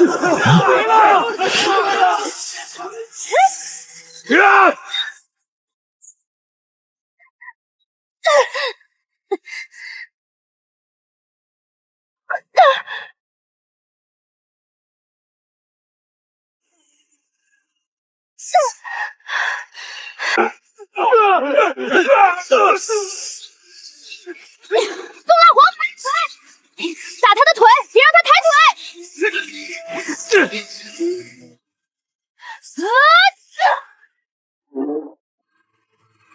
傻愣着发什么呆？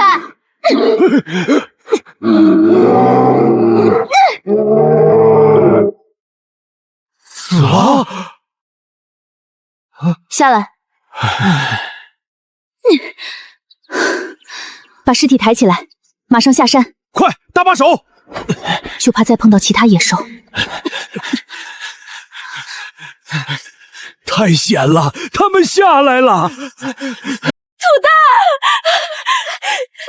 阿娘，受伤了。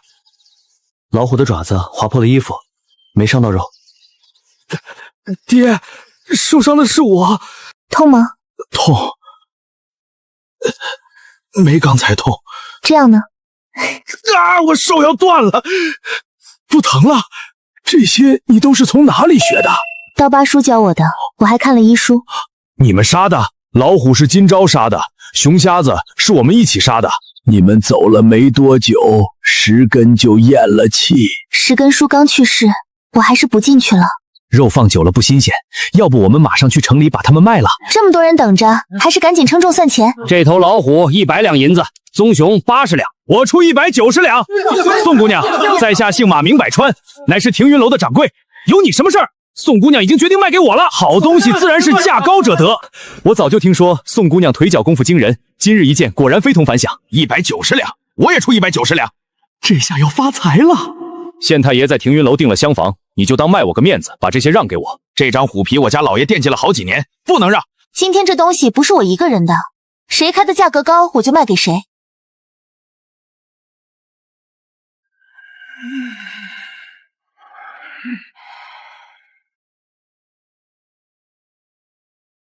191两，192两，193两，190两已经是往高报了，再下去200两都不一定能拿下来。再这么争执下去，你我都吃亏。看在县太爷的面子上，把棕熊让给我，晚上的宴席还缺一道蒸熊爪。行，宋姑娘，你把这头棕熊卖给我，我出90两银子。这大虫我出105两，200两还可以冲一冲。各加5两银子，你们拖走。成交。以后再有好东西，宋姑娘记着想着点我停云楼，我开的价格绝对比石有记高。好，就110两。卖大虫的钱归我，棕熊的钱我就不分了。杀大虫我们一点都没帮忙，本来就不用分。卖棕熊的钱你也应该得一份。此事因宋氏根而起，他家死了人，你们要是坚持分给我，就拿5两银子给土蛋家吧。把你的那份给土蛋家。行，丰收。早知道我也去了。去什么去？听到熊瞎子恨不得躲床底下。嫁给他倒了8辈子血霉，那可是耀祖1年的书用。7两银子啊！今天他们背书没背出来，被先生留堂了。我不想上学了。你游艇是什么？土儿阿爹死了？我都去磕过头了。这狼嚎声怎么离村子越来越近了？最近让村里人不要上山，山里不安分。今年也不知道怎么回事，以前在外围根本看不到豺狼虎豹，应该是山里野兽争地盘被赶出来的。去年入冬前，我在北山看见了一头雌大虫，比昨天杀的那头还要大。群山对面是云中城，联想到年关朔北贼子横行之事，或许在那个时候发生了一些事情，导致野兽离开了原本的地盘。那得有多大？不会下山吧？就连山脚都没人敢去，怕野兽窜下来。下官拜见庆国公。秦将军不必多礼。近日朔北情形如何？从年关开始，朔北兵卒假冒莽寇，频频侵犯我国边关，还下官带领精灵军将人抓获后，发现他们使用的刀剑上刻有朔北官府的遗迹，才知道他们不是盗贼莽寇，而是朔北兵卒假扮的。前年旱灾颗粒无收，朝廷下令开仓放粮，粮仓里的粮食全都用完了。去年虽是丰收，可也才入库不到30%。下官已经让各府县衙催促商户从南方购买粮食，还未曾有成效。边关不仅百姓穷，就连官府都穷。这是下官犬子允谦，对边关十分熟悉。若是国公爷不嫌弃，出门时可将他带上指路。拜见国公爷。早就听闻令公子年纪轻轻便效力沙场，今日一见，果然颇有秦将军年轻时的风范。国公爷谬赞。华家村只有23人侥幸活下来，他们家破人亡，寒冬腊月靠乞讨为生。人就是从那个方向逃走的。山里地形复杂，我爹带领精影军在山中搜寻了5天5夜，才找到他们的踪迹。我们去西宁城。怎么就这点人？大军都在寒崖城和云中城驻守，其他城池只有县衙的衙役。现在城墙上的100人是我爹临时调过来的。怎会如此？据我所知，边关13城每座城池有500守军。前几年朝廷发给边关的军饷年年锐减，兵部说边关安稳，把原先各城的守军都裁撤了。恍然想起3年王朝会上，兵部和户部为军饷之事吵架。不仅是各城守军，就连精营军40岁以上的兵卒都被解散回乡，军营少了近2个人。是3年前裁撤的吗？国库空虚，户部嫌兵部花钱太多，最后皇上裁撤。2位贵客进来歇歇脚，我们酒楼后院有上好的草料。他们这里的烧鸡味道一绝，现在正是午时，国公要不要先进去吃饭？不用，就坐下面。贵人一般介意和平民坐在一起，难道是我误会了？宋姑娘是又猎到什么好货了？没有猎物，我这次是来买东西的，麻烦马上帮我打包1只烧鸡和蝉花兔。烧鸡还有，可这蝉花兔已经断货好几天了，开春后没人来卖兔子，我们掌柜也正为这事发愁呢。一个猎户都没来，就连刘烈父都已经1个半月没来了。那烧鸡分开装，难道出事了，还是不敢上山？边关的女子大不一样，说起话来干脆利落。边关女子性格爽朗一些，但也不全是这样。瞧穿衣打扮，是富贵人家公子哥。宋姑娘，你的烧鸡好了。不是冷，是警觉。你我要是再多看上几眼，他就要把插在后腰上的匕首拿出来对着我们了。刚才那个姑娘的眼神，好人家的姑娘出门到酒楼买烧鸡还要带武器。小二，刚才买烧鸡的姑娘是哪家的？别是这2个富家子弟看上了宋姑娘的美貌。宋姑娘不住在城内，她家住城外。别看她长得瘦瘦小小，但力大无穷，一拳能打死一头老虎。小二，你骗人的吧？怎么可能有姑娘能打死老虎？她才几岁？客官别不信，你们在这城里打听打听。10日前，宋姑娘亲自带着猎到的大虫和棕熊到城里倒卖。我们石有记买了大虫，庭云楼买了棕熊，县太爷请城中商花吃饭，用的就是那头熊的熊掌。像宋姑娘这样厉害的姑娘，娶回家就是当正妻也是，要是当妾室和丽室，肯定会闹得婆家天翻地覆。没想到西宁城娴静温柔的大家闺女，简直天壤区别。边关穷苦，自然不能比。啊，就你这的模样，还不够宋姑娘打的？我怎么感觉小二的表情好像不太对？他怕我们2个是胡家子弟，看上人家姑娘。我看着不像好人吗？见到一个就要娶回家。启明阿姐，你怎么来了？我找启明。阿姐，失雪想吃烧鸡，正好到了中午，我就多买了1只，你拿进去和同盟一起吃。下次阿姐不用买，我晚上可以回家吃。这小子没领悟到自己的意思。父母早逝，长姐能如此疼爱幼弟，当真是不易。这孩子勤学刻苦，记性好，悟性强，再过几年定能考上秀才。偷懒耍滑，小聪明全都没用在正道上，堂兄弟之间差别这么大。卖老虎加上之前卖鱼，存了200两银子，心里不慌，不清楚山上的情况，所以一直没上山。阿姐，田野里的药材我们都采过了，树上还有好多药材没找到。这些药材都长在山上，现在不能上去，等过段时间阿姐去山上看看，挖一些药材回来给你种。那还是不要去了，山上有老虎。总不能因为害怕就一直躲着，靠山吃山。等天气暖和点儿，山里的野兽就不会在外面待着，就都往山里面跑了。得想办法弄到冰块。庆国公大驾光临，下官有失远迎。张大人不必拘礼，起来吧。张大人，县衙有衙役多少人？站堂行刑，加上护卫、巡查缉捕，还有牢房看守，一共83人。本官听闻张大人前几日在庭云楼宴请城内商户，是否是为了捐款买粮之事？秦将军特意前来传令，为了让商户捐款，多次派人上门头抽死一出去游说，宴请的费用下官自掏腰包，绝对没有用县衙的钱。本官不是这个意思，本官是想问事情的进展如何。城中一共有13家商户捐了款，一共筹集到2款7800两银子，便等其他一同派人去南方购粮。13家才筹了7000多两，谈到每户才600两，是吝啬还是西宁商户当真不富裕？阿姐，要做多少张面片？很快，马上就好。尝尝味道怎么样？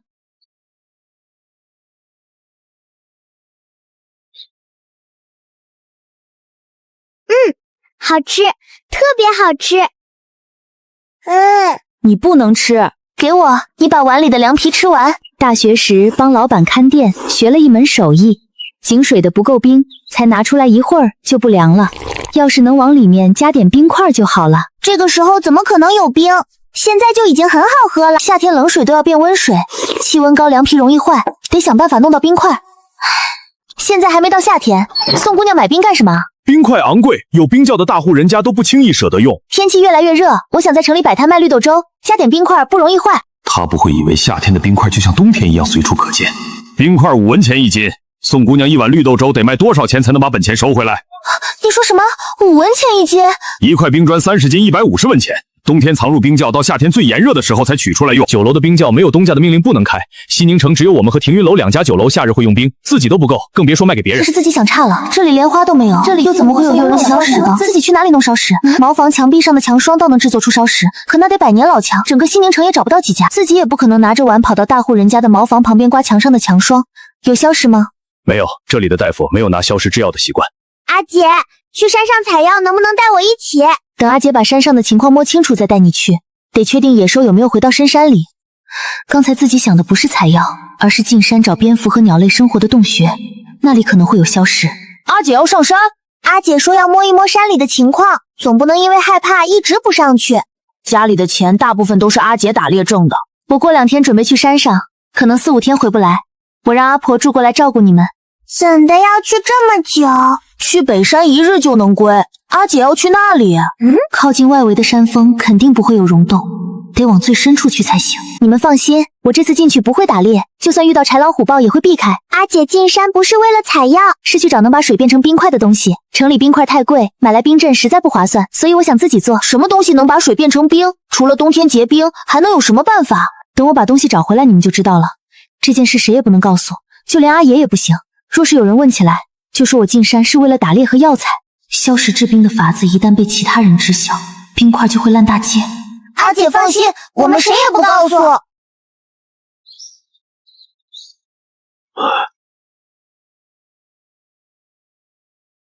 怎么要去这么久？我想摸摸山里的情况，总不能一直不打猎，不摸清我不放心带人上去。这次往里去些，我还想挖点药材回来种在后院。你就不能歇歇？手上有那么些银子，在家里待几年都不怕。坐吃山空怎么行？等启明考到童生资格去府城考试，花销不知要有多少。唉，启明才去私塾，现世至少3年后，你这么着急干什么？总不能告诉他自己打算让启明明年下场。未雨绸缪总是好的，这事儿我已经和2个孩子打过招呼，您只管让阿婆过去住就是。这是家里的钥匙，诗雪手里有一把，这是橱柜的钥匙。这几天的菜我都买好了，阿婆只管放手做，到饭点可以把阿爷叫过来一起吃饭。阿姐万事小心，记得早点回来。放心，最多5天。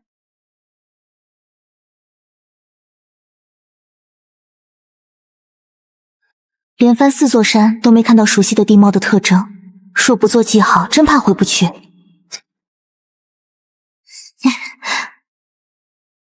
10几米高，豺狼虎豹爬不上来，但不能睡太沉。这是闯入了猴子的地盘。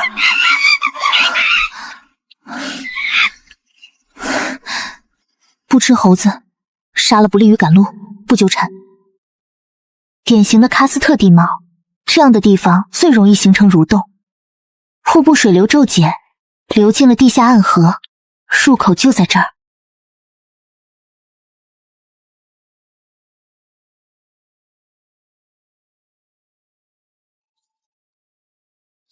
皮壳状的白色沉积是礁石。深山老林一旦出事走不出去，速速离开。唉，小小年纪整天待在家里，一点活力都没有。你大伯娘要带巧娘去挖野菜，你跟着一起去。还得给她找点事儿干，免得整天胡思乱想。周围随时有食肉动物，杀牛不容易脱身，不惹麻烦。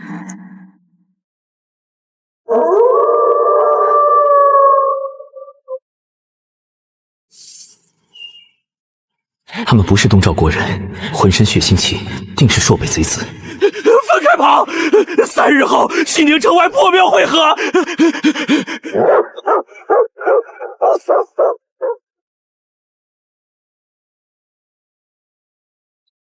他在看兽皮图，距离太远看不清。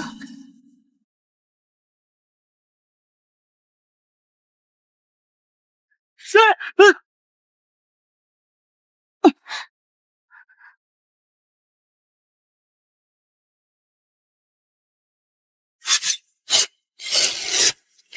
不是黄金，里面是黑的，但这作为证据足够了。哼，这是第8座山，天黑赶路，晚上能到家。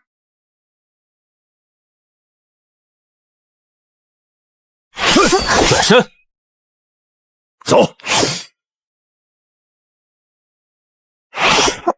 是酒楼里那2个富家子弟。宋姑娘。听石有基的小二说过，宋姑娘站这里干嘛？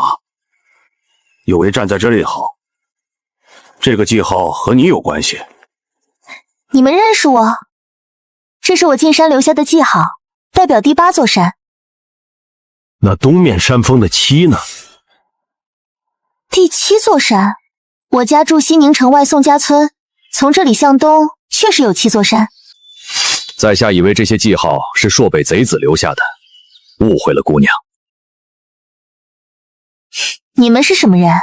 怎会想到朔北贼子？我们是军营里的兵卒，难免多留心些。金类军统帅秦国将军，你们认识吗？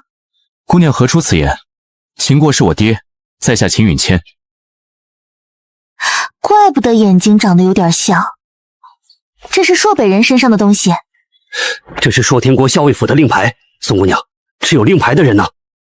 死的不能再死，连骨头渣子都不剩。3日后，西宁城外破灭会合，一西一南跑了。他们真的打算走山路？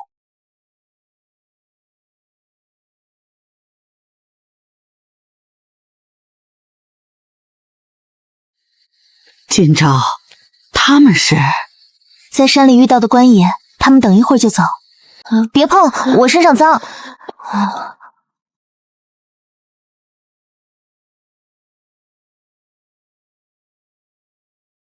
你们抓到人，我有奖赏吗？宋姑娘想要什么掌数？我想要1匹马。抓到人，我送姑娘2匹。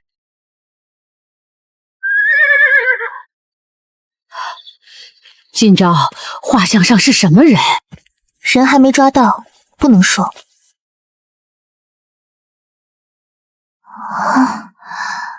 中午想吃什么？我去做。清淡点都行，谢谢阿婆。不是说去打猎挖药材，怎么竹篓里全是白啥？石头也能用来注药，我找了好久才找到。石头还能吃？可以做成药膏外用，内服有忌讳，吃太多对身体不好。现在的消食杂质太多，得先提纯。去端个小板凳过来，现在我们来制冰。阿姐，它真的结冰了！消食可以重复使用，晒干后剩下的就是消食。阿姐，我们什么时候去城里卖凉皮和茶？再过2天，等弄到牛车或马车再出胎。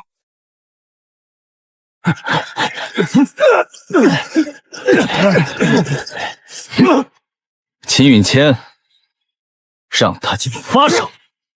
还有一个人呢？带人继续守着，其他人跟本官把人押回去。我们全是朔北国校尉府的暗探，绘制行军路线图。已经过去4天，那个人可能来不了了。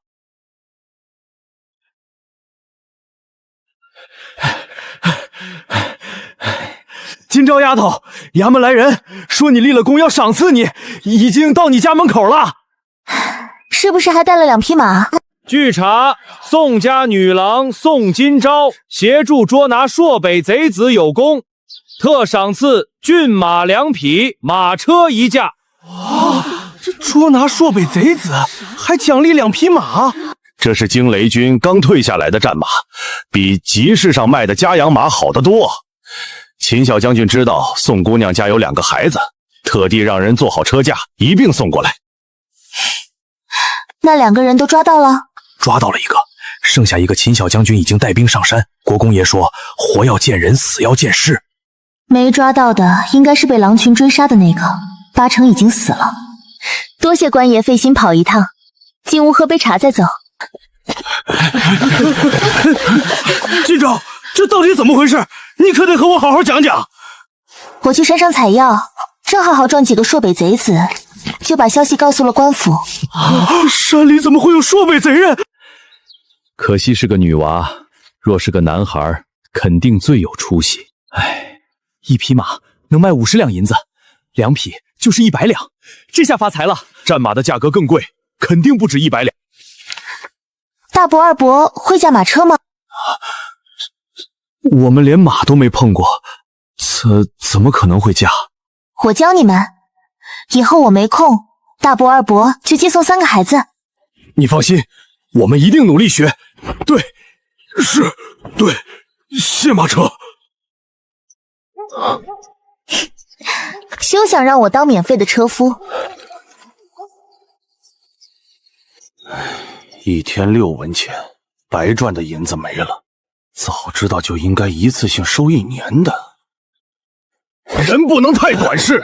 宋今朝在县太爷面前露了脸，以后我们遇到麻烦好行方便。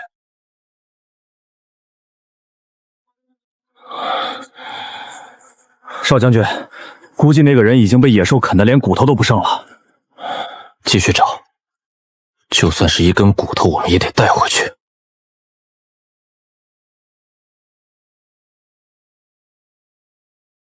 用被褥包好，防止冷气散出去。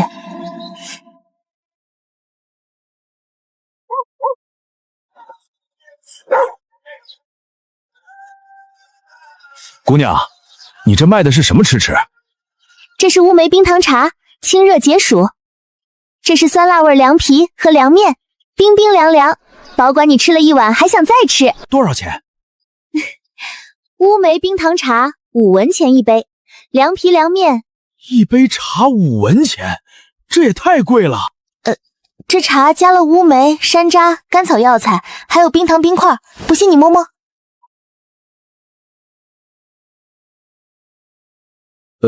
算了，给我来一碗不加肉的凉面，我先尝尝。辣椒要多少？吃不吃葱？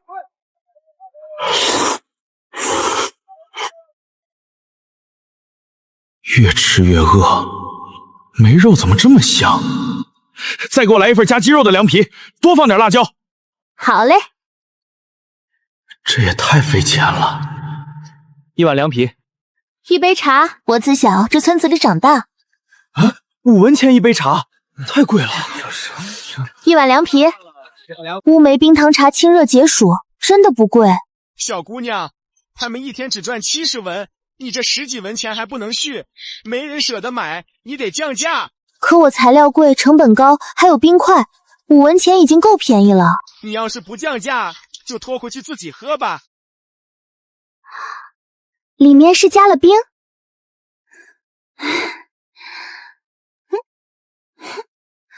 对，加了冰，清热解暑。给我来一杯。好嘞。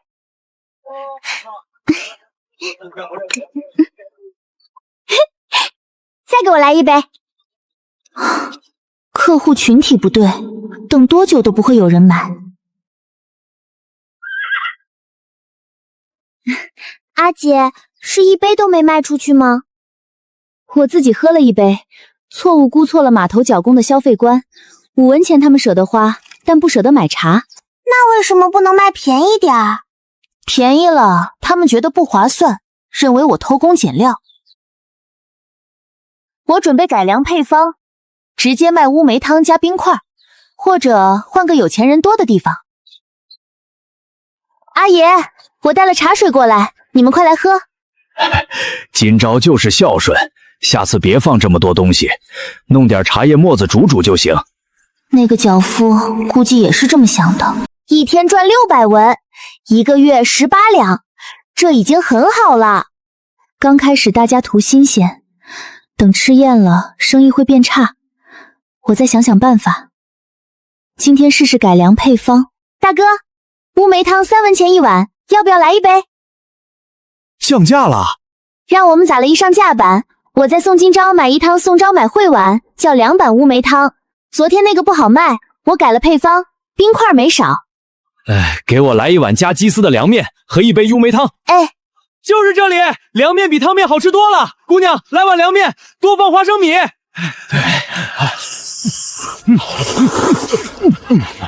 好吃。只用了1个半时辰。幸好他卖的贵，否则我明天得换地方。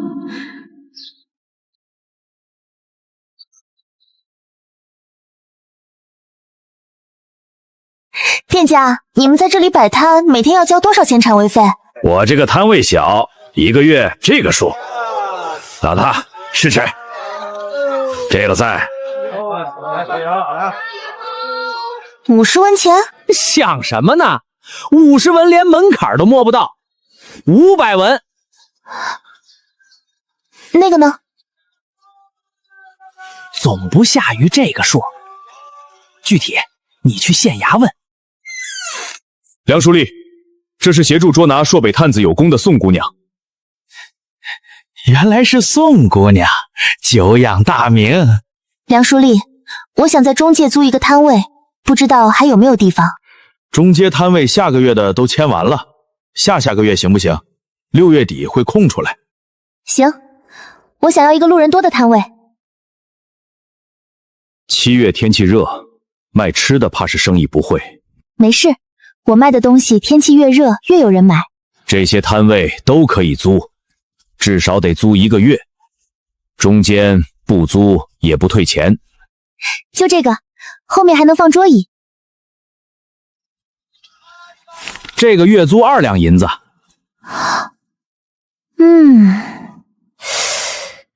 好像有点贵。这个位置在中间，靠近街尾的能少一半。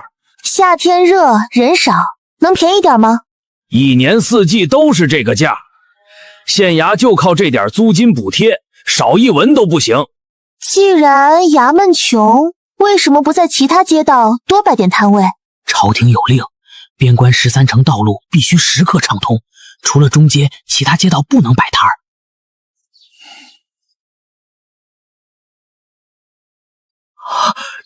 走了10几天，终于回来了。剩下的那个朔北探子找到了吗？秦小将军带人把山翻了个头头，一根骨头都没找到。连骨头都没找到，很有可能那个人没死，已经逃出去了。让画师照着这张画像画100张，贴满西宁城、云中城和寒鸦城的大街小巷。只要朔北探子还活着，就不能让他逃出边关。大家都看一看，这是朔北贼子，一旦发现，立刻报官。这好像是今朝那天晚上画的。这个时候还煮什么面？那个朔北贼子逃了。我昨天在城里就已经知道了。要是朔北贼子知道是你通风报信，报复你怎么办？不会，首先他们没见过我，不知道我长什么样。其次，县太爷恩赏没有张贴公告，他现在只有一个人，躲都来不及。我们在煮凉面，中午阿姐要去城里卖。你要去城里做生意？运河码头现在不用交摊位费，生意还不错。7月前我就先在码头摆摊。大孙女挣钱花样多，我有点跟不上了。怎么了？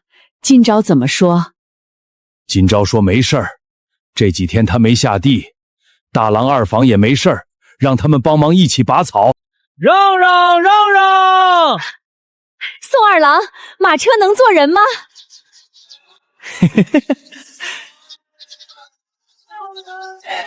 要是每次都能载到人，我岂不是要发了？开门！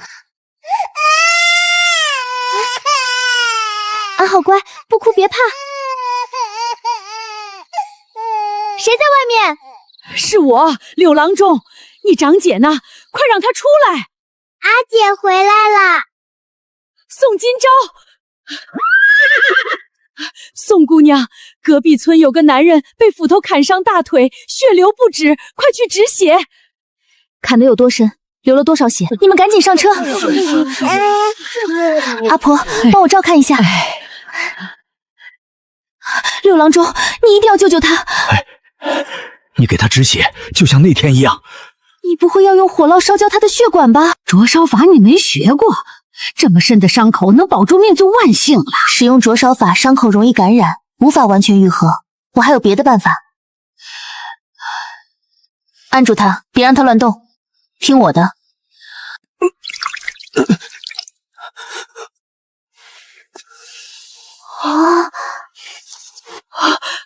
世上怎么会有人想到用针线缝合伤口？就像缝衣服一样，我想试试。7天不要动，防止伤口裂开。宋姑娘，这些都是谁教你的？半年前遇到一位走方郎中，非收我做徒弟，不过他现在已经去世了。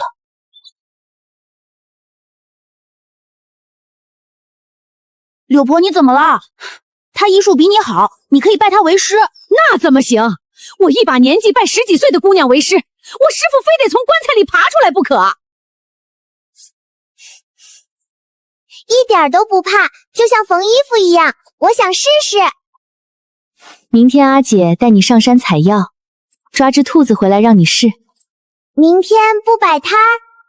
宋启明，学生在，你来回答。是。今天怎么回事？先生怎么老是叫你？宋启明，留下到堂屋找我。这些你应该还没学到，都在家自学了。先生送的4书5经，我已经熟读完背了大半，再过半月就能全部背下来。原本想让你3年后参加县试，现在看来，明年2月你可以试试。这是历年院试题目和策论，带回去好好看。启明也被郑秀才留下了。先生抵点了我2句，让我尽快赶上学习进度。老二，药组整天被留堂，你得盯着点儿，3年后肯定考不上。干嘛只说我？启明哥也被先生留堂了。大伯，我好饿，阿姐肯定做好饭了。先生让我明年2月参加县试，说院试很难，要给我特训。鱼海战术，谁都逃不掉。看完后试着写好交给先生指点。既然确定下场，就得更加努力。到现在都没找到人，他还能飞了不成？画像贴了几天，城外村庄都问过，一点消息都没有。国公爷，人找到了，就在外面。下官已经命人把尸体抬回来了。这么死便宜了他，抬走。明日出发寒约城。张大人，边关13城筹措的粮款已到位，尽快买粮。下官遵命。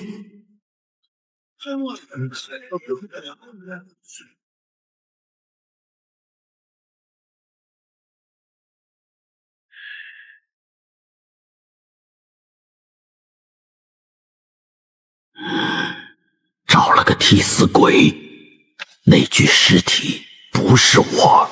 手要稳，打结别太紧，否则肉会坏死。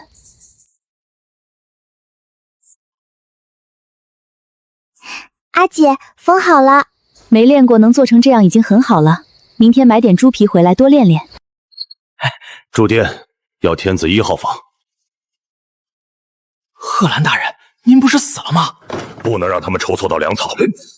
半个月后粮食上岸，我们扮作脚夫潜入船舱，将粮食全都烧毁。3日后我们伪装成脚夫，就能顺理成章进入船舱。防卫如何？事成之后，我们沿运河游出城。这些每样给我来2份。宋金钊，葱不要，辣椒多放。这声音有点耳熟，好像在哪里听见过。那是刀声。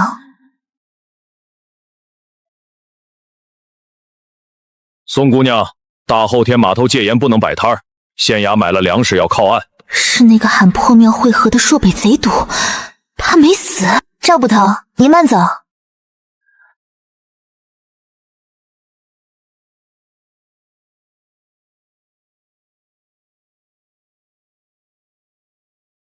西宁城到底藏着多少暗探？他刚刚就坐在我摊位后面，那是朔北探监。可是尸体都烧了，还有衣物和令牌。那是故意误导你们。他们进了南街长亭客栈，快去包围，一网打尽。码头管事和我有交情，介绍2个人去没问题。来日2皇子攻打西宁城，若是能里应外合，你便是头功。1个人都不能放过，全部抓起来！就是他，逃走的那个朔北探子。拿下他！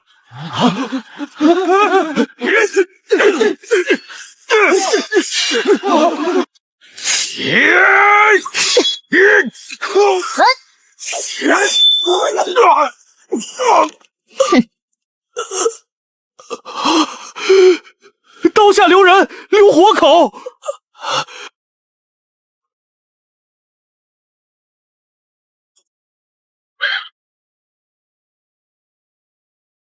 人都去哪儿了？都调去南街了，说是发现了朔北探子的踪迹，通缉的逃犯没死。记录城墙换防时间，图谋甚远。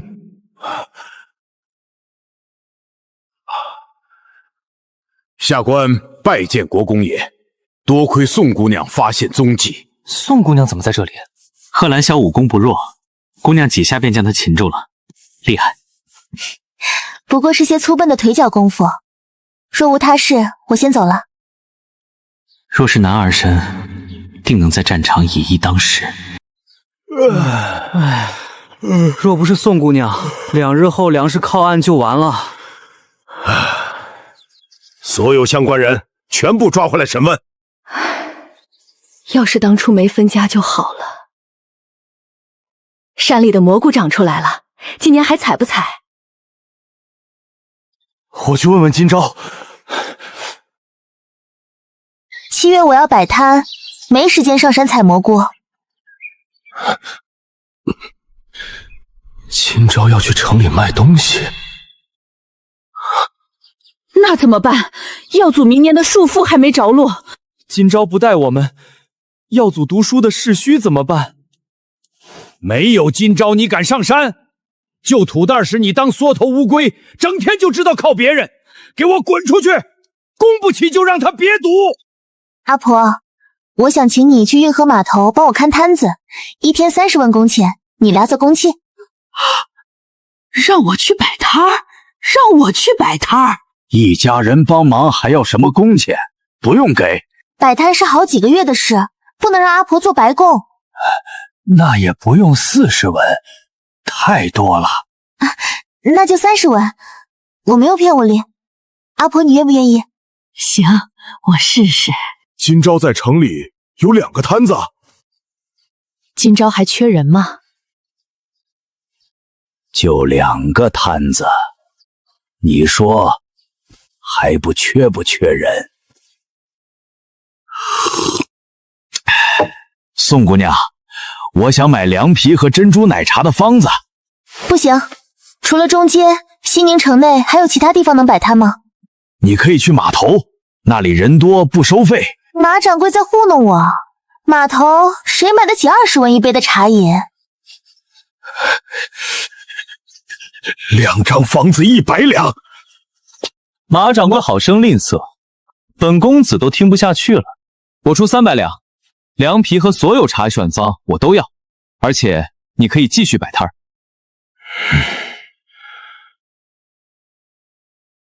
可以，但以后我在别处开铺子，方子我依然能用。宋姑娘要离开西宁城？暂时不会，但谁能保证以后呢？我早出了个异样，更出现干木佐。那想收钱啊？成交。李家生意遍布大江南北，但我顾忌的不是这个。李家有皇室撑腰，李公子妹妹是2皇子侧妃，我怎么敢和他抢？没想到是皇亲国戚。什么时候能下雨？热死人了！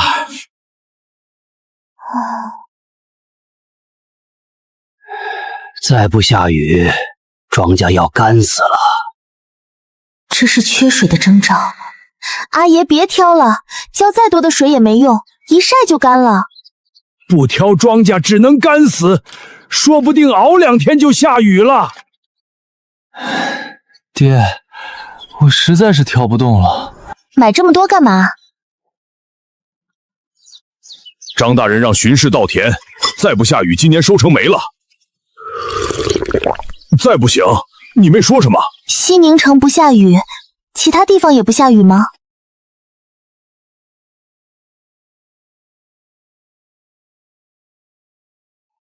阿姐，你怎么还不睡觉？在思考一些事情，早点睡，你明天还要上学。这东西可以灌溉农田？借水流冲击力，让水轮旋转，竹筒积水往高处抬，凝成做蒙品罐罐一模。去把西宁城最好的工匠找来。回大人，小人觉得此物有大用，可以试试。多久能出来？光阴不好就能做出来。多叫些人，明日就能做出来。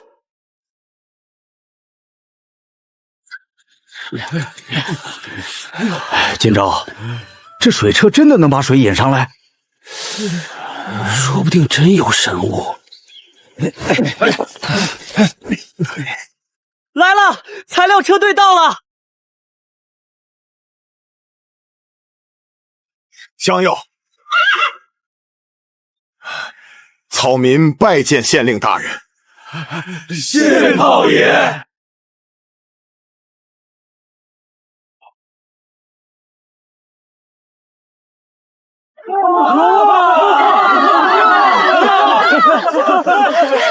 宋姑娘，你做了一件大好事啊！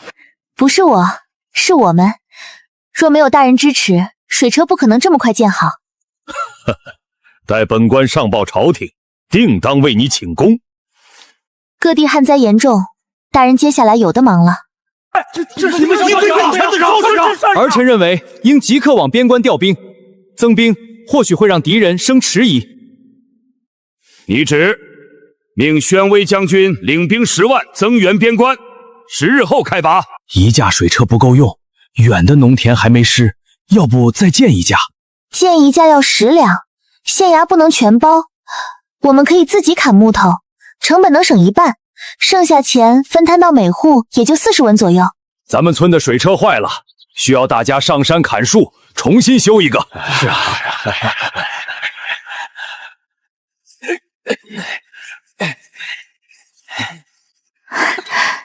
有救了！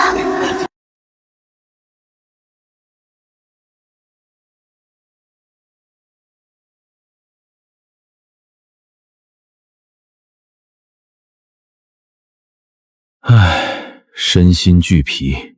今夏南北13省降水不足，恐秋后颗粒无收，国库空虚。边关粮草先行，户部先从民间筹集粮食，以备不时之需。这是要逼死人啊！天不雨，地生火，乃君无德，此乃上天警示。荒唐！朕何曾懈怠过？给朕查！民间说皇上未亲自登坛求雨，或许让皇子代劳。萧承景，谁去？启禀皇上，安阳吴云皇上前所发人500里加急，献上救汉良策。难道朔北提前开战了？好，能有如此神器，乃是东赵之幸也。无需人力，将低处河水抬到高处。微臣认为此物确有奇效。宋今朝，一个民间女子都有新奇想法，你身为3品大员，为何无能？臣领旨谢恩，罚你1年俸禄。农女宋今朝赐锦缎黄金，赐匾额。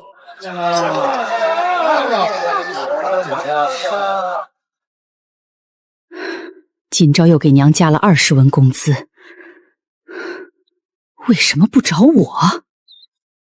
晚上你去问问。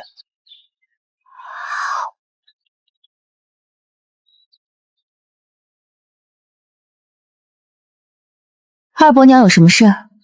我看你瘦了，是不是忙不过来？给你送点茄子。阿爷也送了茄子，你拿回去吧，摊子上忙得过来。要不来帮忙？不用，二伯娘照顾3个孩子，哪有时间？你们聊。阿姐，摊子忙不过来，我可以去帮忙。我打算买个铺子，把你们带过去。中街铺子紧套，不过宋姑娘运气好，前几天有家要卖，就在布庄隔壁胭脂水粉铺。主家急着出手，7日就能空出来。前面铺面，后面库房，带小院子，上好松木，冬暖夏凉。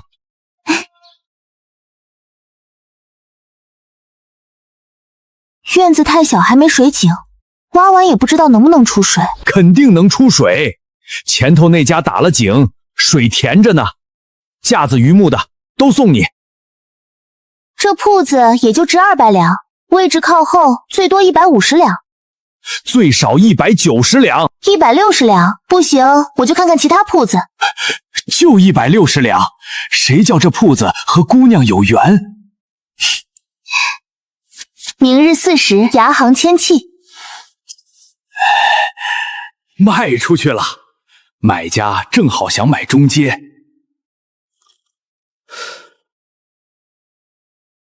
不知买家是做什么呢？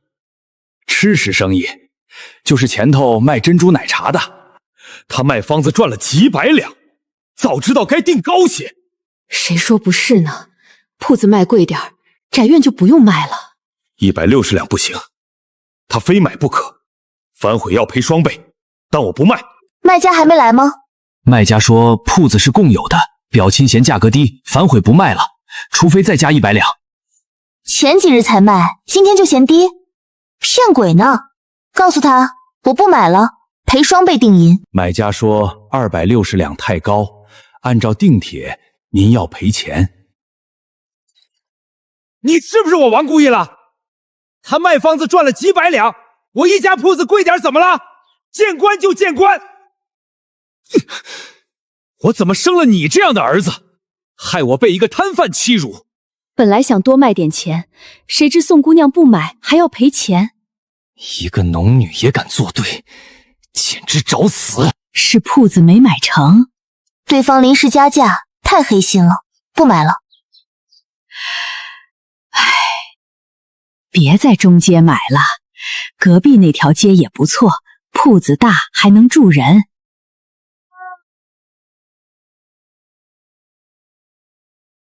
你弟弟在私塾念书，那里没几个能考上秀才，最后得求我收留。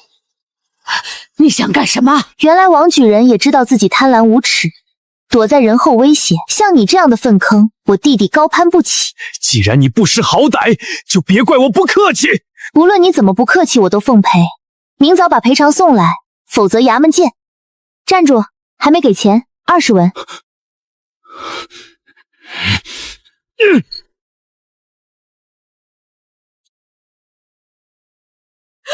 一下子加100两，抢钱啊！以后离那个王贵子远点儿，那不是好人。他敢威胁阿姐，我明年一定要考上，狠狠打他的脸。有人跟踪。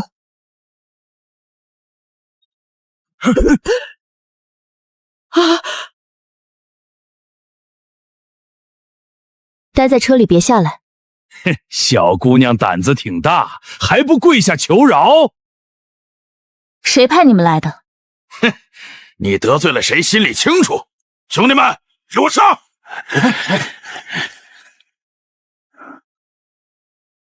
宋金钊。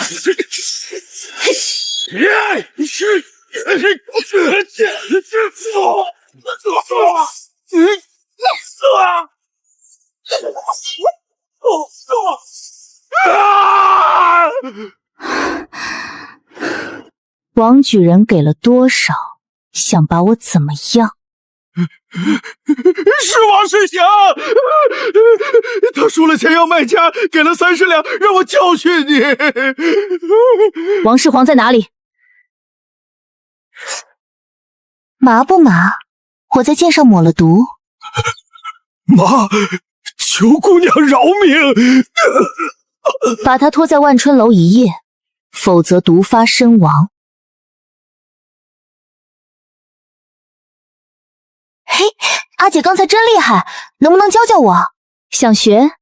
每天早上绕院墙跑30圈，坚持1个月我就教你。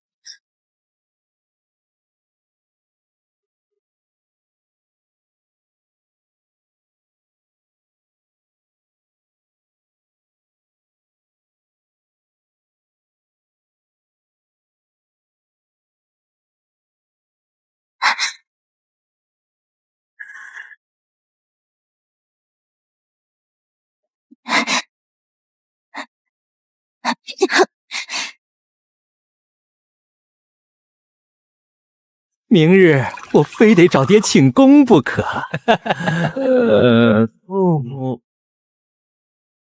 赶紧滚！这里不用你伺候。刀爷可不能叫别人。他会不会碍于王公子的身份不来了？呸！那姑娘那么狠，怎么可能不来？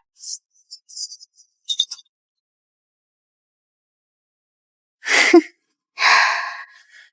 这么想我？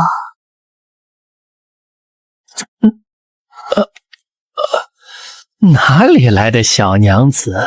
万春楼来新货啦！哼，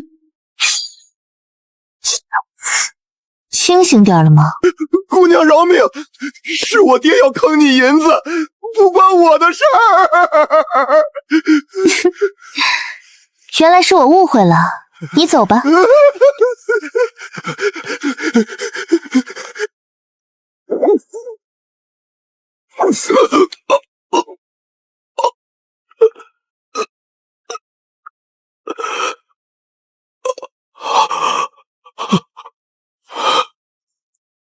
姑娘，解药能给我们了吗？当然，一人1颗，吃下去毒就解了。你们没有中毒，现在也不需要解药了。